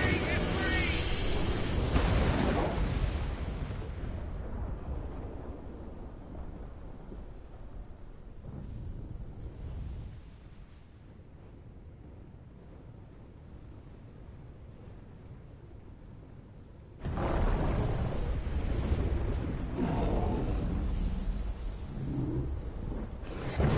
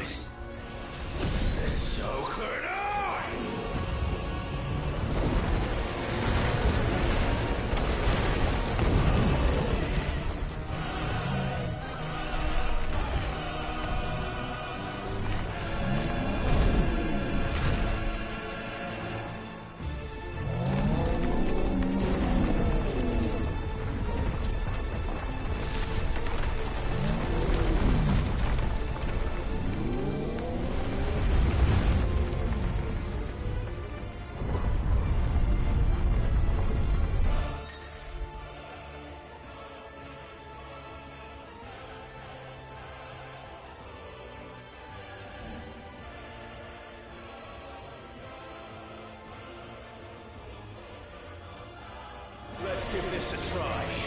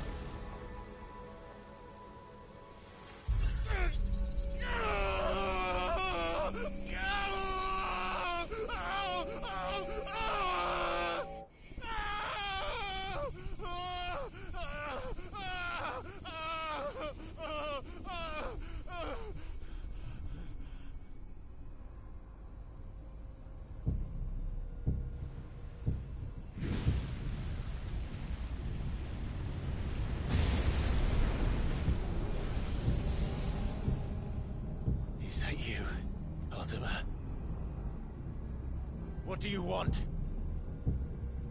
Your soul is tainted with worthless human will, yet your thirst for power remains undiminished. With every sip you take, you grow in strength, and soon you shall achieve perfection. I don't know what you're talking about. You will accept us, Mythos. It is inevitable. You were created for this purpose, and you shall serve it. Never!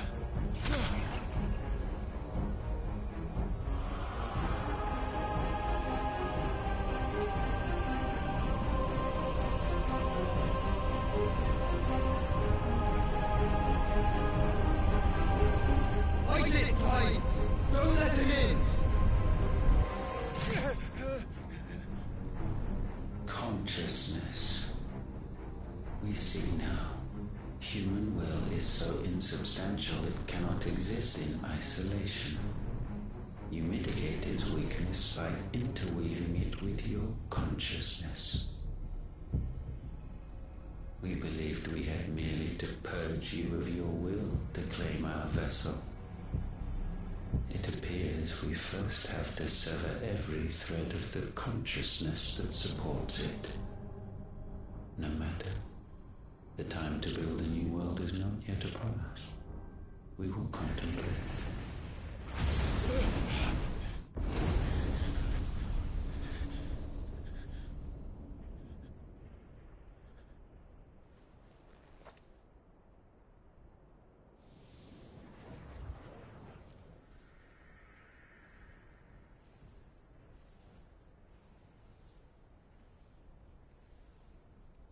Thank you, Joshua.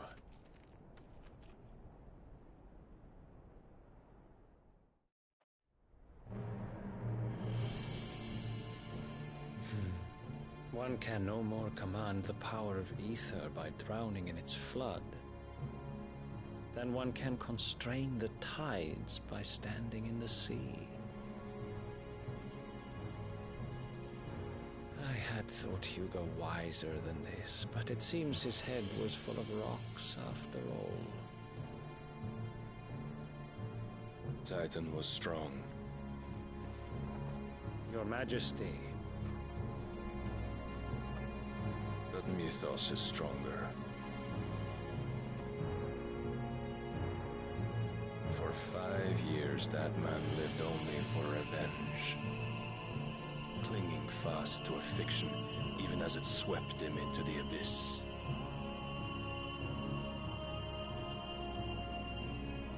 One cannot change one's nature through force of will alone.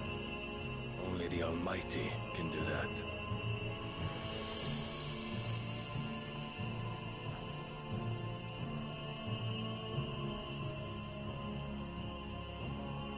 Hugo Kupka, the man who gave his life for a woman's head. A fool like all the rest.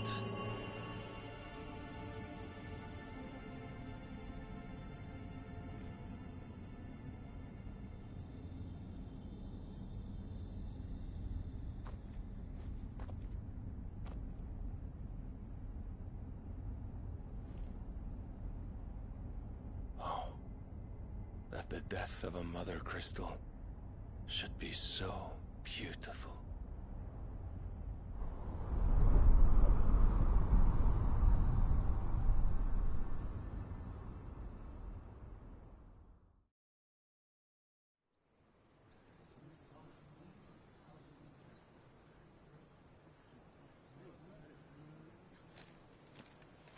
Some medicine, my lord?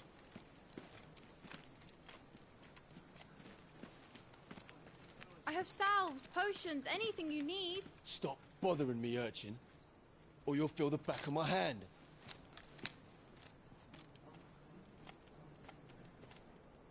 You must consider your health, my prince.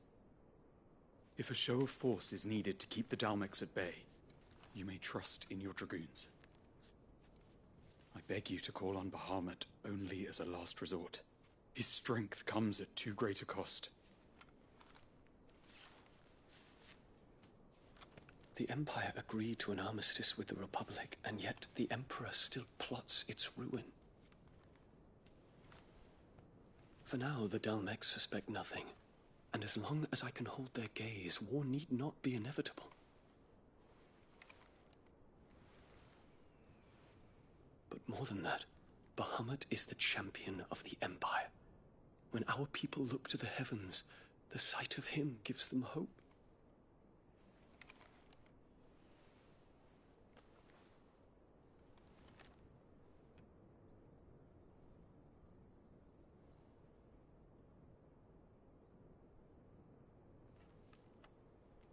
Forgive me, Terence. Would that you were my master. But alas. I will always be your loyal servant.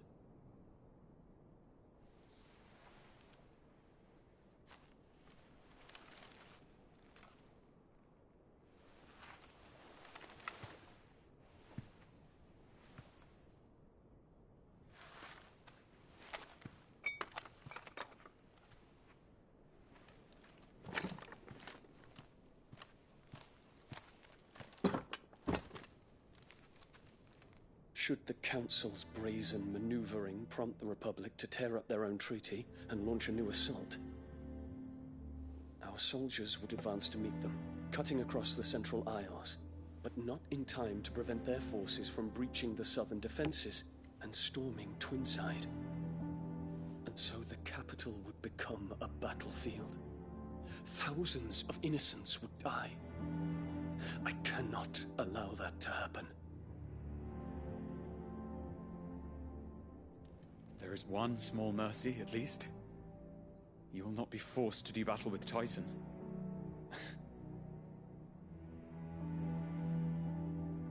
Would that I could avoid doing battle at all. 1,000 pardons, Your Highness. What is it?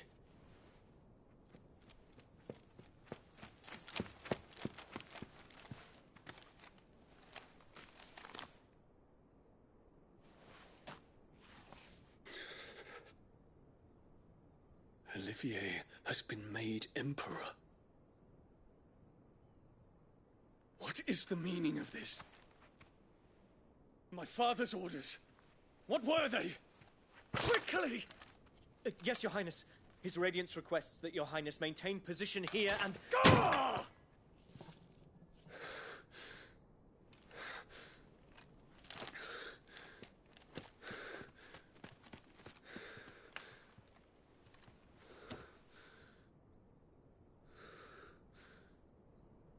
Terence.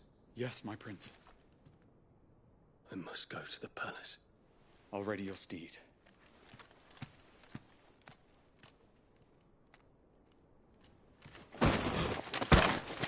What is it now?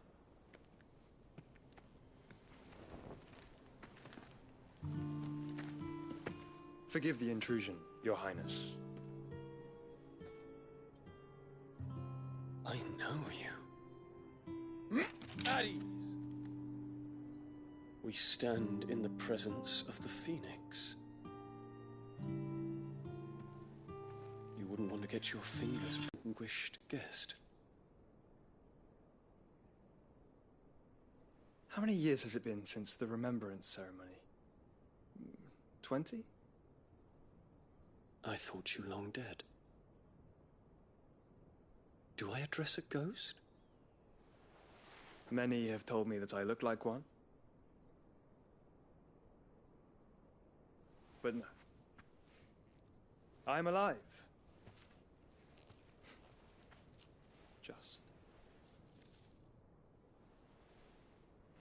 Prince Dion of the House Lesage, I have a tale to tell you.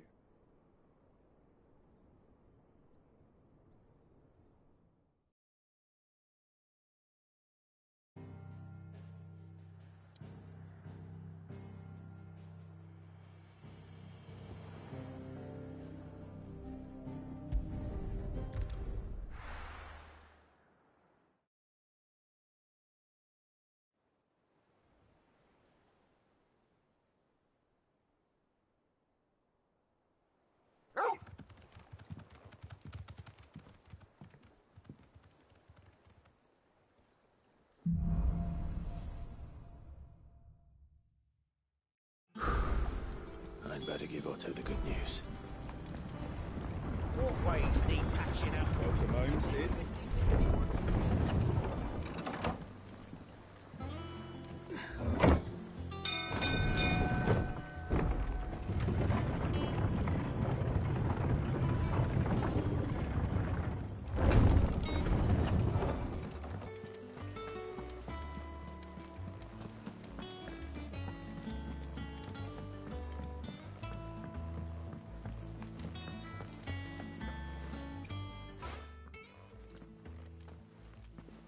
Clive, you're back.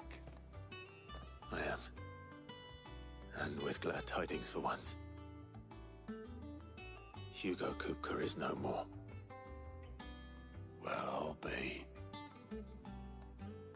All of our comrades who lost their lives back at Sid's place be smiling down at you right now.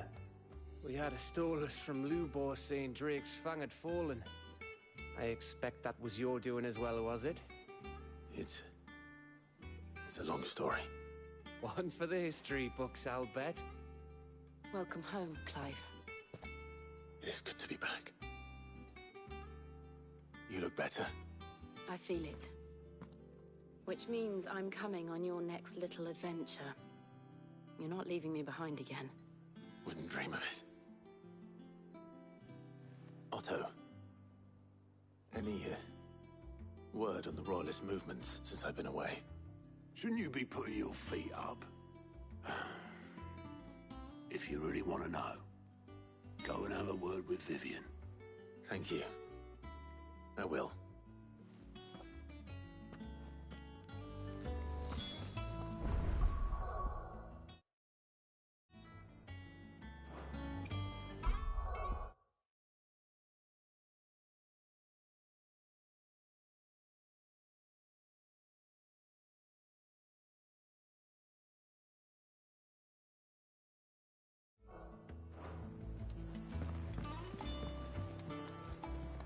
Ah, the conquering hero returns.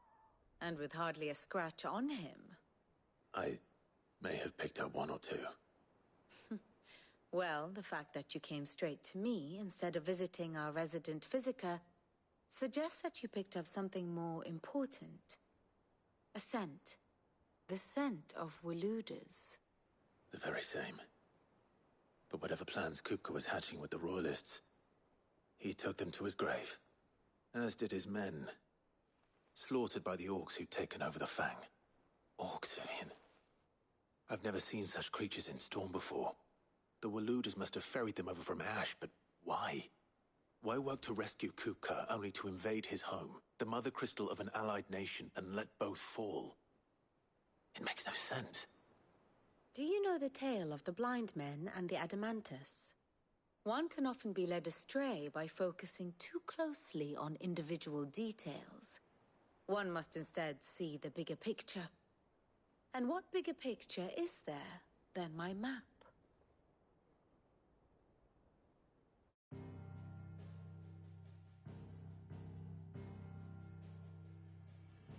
The Kingdom of Waloed claims dominion over all of Ash. It is a nation forged by the bloody conquest of Barnabas Tharm, the dominant of Odin. The Canvarian War of Independence in 849. The Battle of the Twin Realms in 865. The Battle of Belinus Tor in 873. Wheresoever his armies fought, Odin was found where the fighting was fiercest. But of late, the warrior king appears to have laid his sword to rest. Battle rages for control of the crystalline dominion. Yet Tharm sends not a single ship in support of his Dhalmekian allies. Meanwhile, the Blight ravages great swathes of Ash. Yet warlike Waloed shows not the faintest interest in laying claim to untouched lands. So why go to the trouble of sending an army of orcs into the heart of Drake's Fang, only to make no attempt to claim the Mother Crystal for Waloed? It can hardly be for lack of men. Tharm's armies rival any in the Twins. No. we have not seen the last of the Waluda standard. Odin will ride again. It is but a question of when. And on that day, who will be trampled underfoot?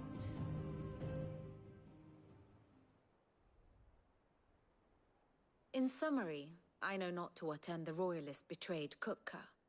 I know only that it is part of some broader scheme. A scheme tied to the ambitions of one man. King Barnabas. But there is no need to wallow in confusion. If one is to cure a sickness, one must first identify the symptoms. And your Lord Uncle has volunteered to do just that by keeping an eye on the Royalists' movements. He's really throwing himself into this. Indeed he is. Which means all that remains for us to do is await his reports. Well, not quite all in your case. The people of the Hideaway must hear the news. Justice has been done. Hugo Kupka is dead. The wounds he left that night are still raw. Especially for those who lived with Sid the longest. Tell them that those wounds might finally begin to heal. Consider it the price of today's instruction. I've never known you to be sentimental. What can I say? I am only human. And we are, all of us, sentimental animals at heart. I suppose we are. Very well. I'll go and spread the word.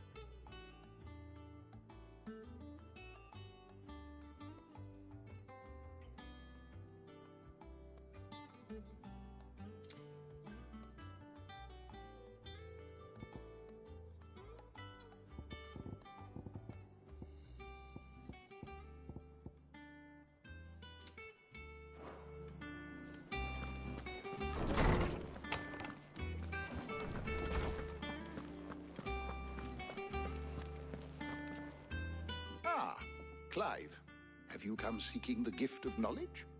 No. To share mine, actually. Hugo Kupka is dead. Oh my. Can it really be true? Look, he's crying. He is. The big baby. And with good reason, children. These are tears of joy. We must offer up a prayer to your parents that the heavens might weep with us. There shall be no lessons today, only thanksgiving and merrymaking. Go, put away your things. All right. Brilliant.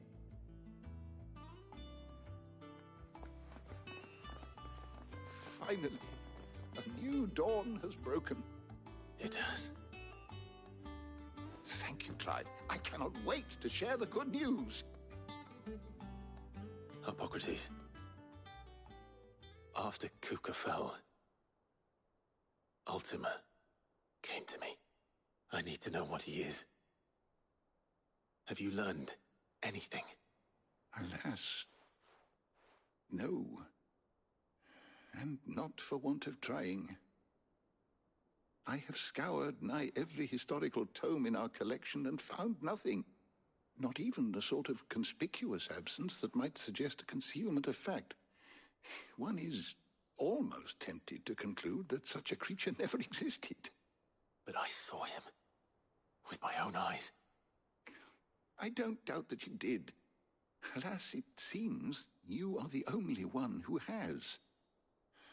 To others, he reveals naught. We see only that which he leaves in his wake, like some terrible force of nature beyond the ken of mortal man. A bringer of death. Whether the Ultima you met with was the being itself, or merely another projection of its power, I know not. But until I do, my investigations shall continue. Thank you. It means a lot.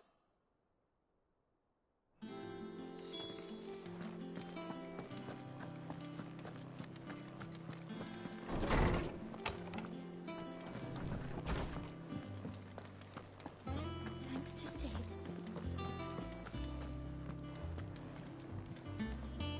Well, someone looks pleased with himself. It's true what I'm hearing, then. Nothing escapes you, Lady Karen. It's true. Kuka is dead. No more looking over our shoulders, then. Good. I'm starting to get a crick in my neck. Don't let it go to your head, though. Is it business or pleasure?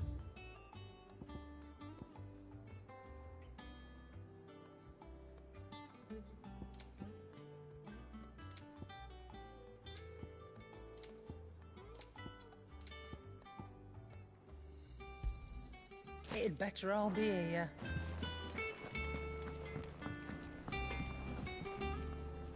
Blackthorn, do you have a moment? What is it? I'm busy.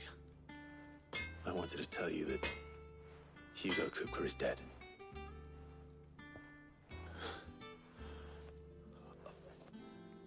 I can't tell you how long I've been waiting to hear those words.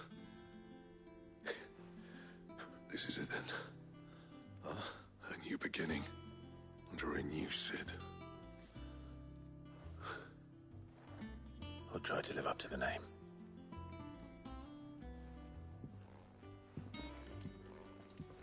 Right. Let's see if Otto has anything else for me.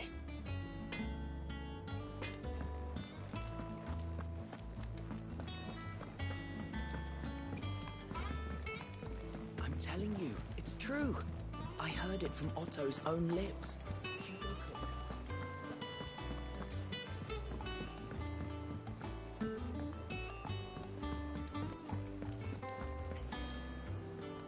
You barely sat down since you came home. Vivian got you running errands or something? Just spreading the word.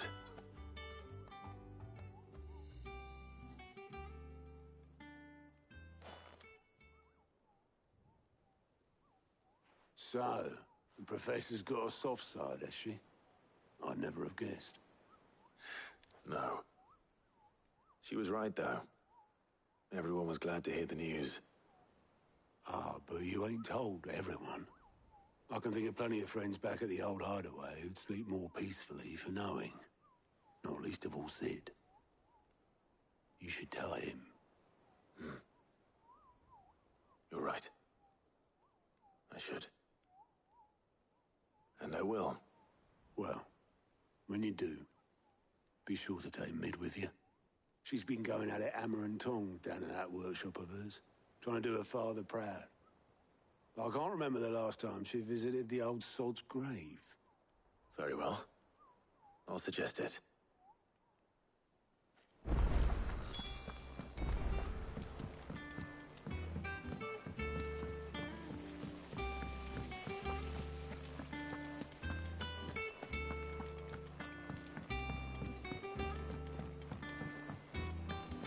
I think Mid might need some help.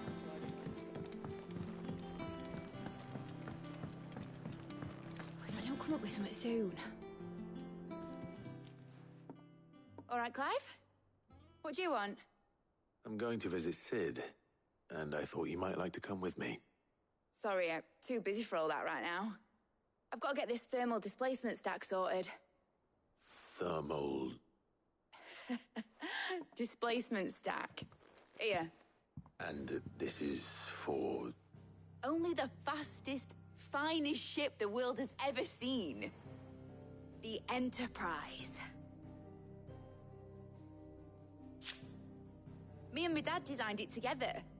Where other vessels rely on the fickle winds to drive them through the water, ours is fitted with mithril engines. And those things have got more push than a behemoth in a bad mood, and more heat than all the hells put together. Which is where the stack comes in. I may have already talked some tight-lipped shipwrights into putting the hull together for me in a little dockyard in Canva. But the stack's a bit more involved, so I'm building it here. Thing is, it's so involved that I'm running behind and it's starting to hold things up over at the shipyard. I'll come and see my dad, though, when I'm done. Whenever that is. Is there anything I can do to help? Good old Clive. I were hoping you'd say that. First things first, I need some parts meching. The stack will be made up of 3 major components. There's the plating, here, that channels hot vapors away from the engine. The helm over the top, that disperses all that heat into the air. And the shielding around the sides. That stops the rest of the ship from going up in flames. A full suit of armor, then. Probably best to take it one piece at a time. Then you'll need to start with the plating. Everything else fits onto it. I've got the designs and the list of materials here. Show these to Blackthorn. He'll know what to do. I can't make head nor tail of them. Luckily, you don't need to.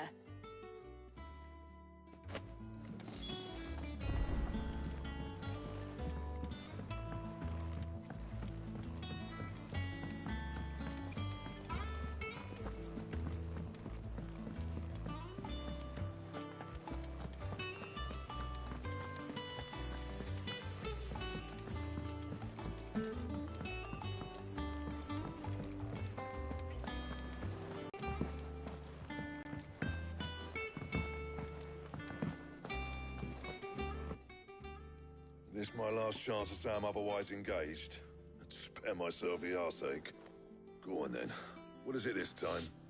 She said you would know. Here.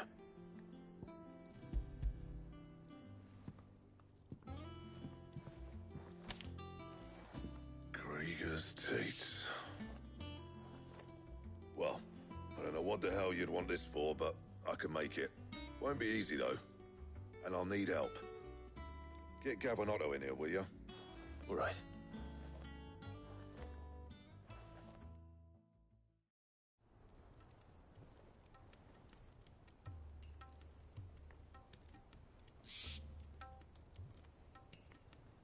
So Mid's roped us all in here again, has she? Typical. Still, if that's what it takes to get her to visit Sid's grave, I'll do what I can. And, what is it we need to do, exactly? Take a look at this. It's this plating. The usual saw-grade steel won't work. We need something that can get very hot, very fast, and still keep its shape. That means an alloy. Something that won't break or buckle at the temperatures she's talking about. Which is where you lot come in. I need materials, and I've got my work cut out already. You'll have to fetch them. Now, there's a special kind of sand I'm after that you can only find out in the Velcroy. Stardust, they call it. As for the rest of the stuff, my usual supply should have it in stock. It just needs buying and bringing back here. Well, we'll get it done quicker if we split up. One of us should probably give you an hand collecting the sand. And the other can go and get the rest from this supplier. Right then. Well, make your minds up who's going where, we can get this over with.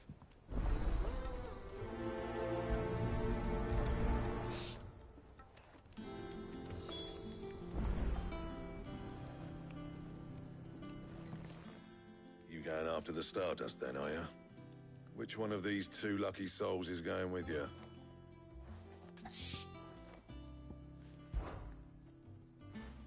Gav, you're with me. All right, then. So, where do we find this Stardust stuff? There's a river that runs through the southern reaches of the Velcroy. It's the black sand that washes up on its banks that you're after. Southern reaches of the Velcroy, eh? That's down past Alamil. I'll go and scout the place out. See about hiring us a wagon to bring the stuff back to. All right. I'll meet you by the river. While you're off having a paddle, I'll pick up the rest of the stuff from Blackthorn's supply. Take care. You two, eh? Don't go letting them fleece ya. Fleece me? I like to see him try. In your own time.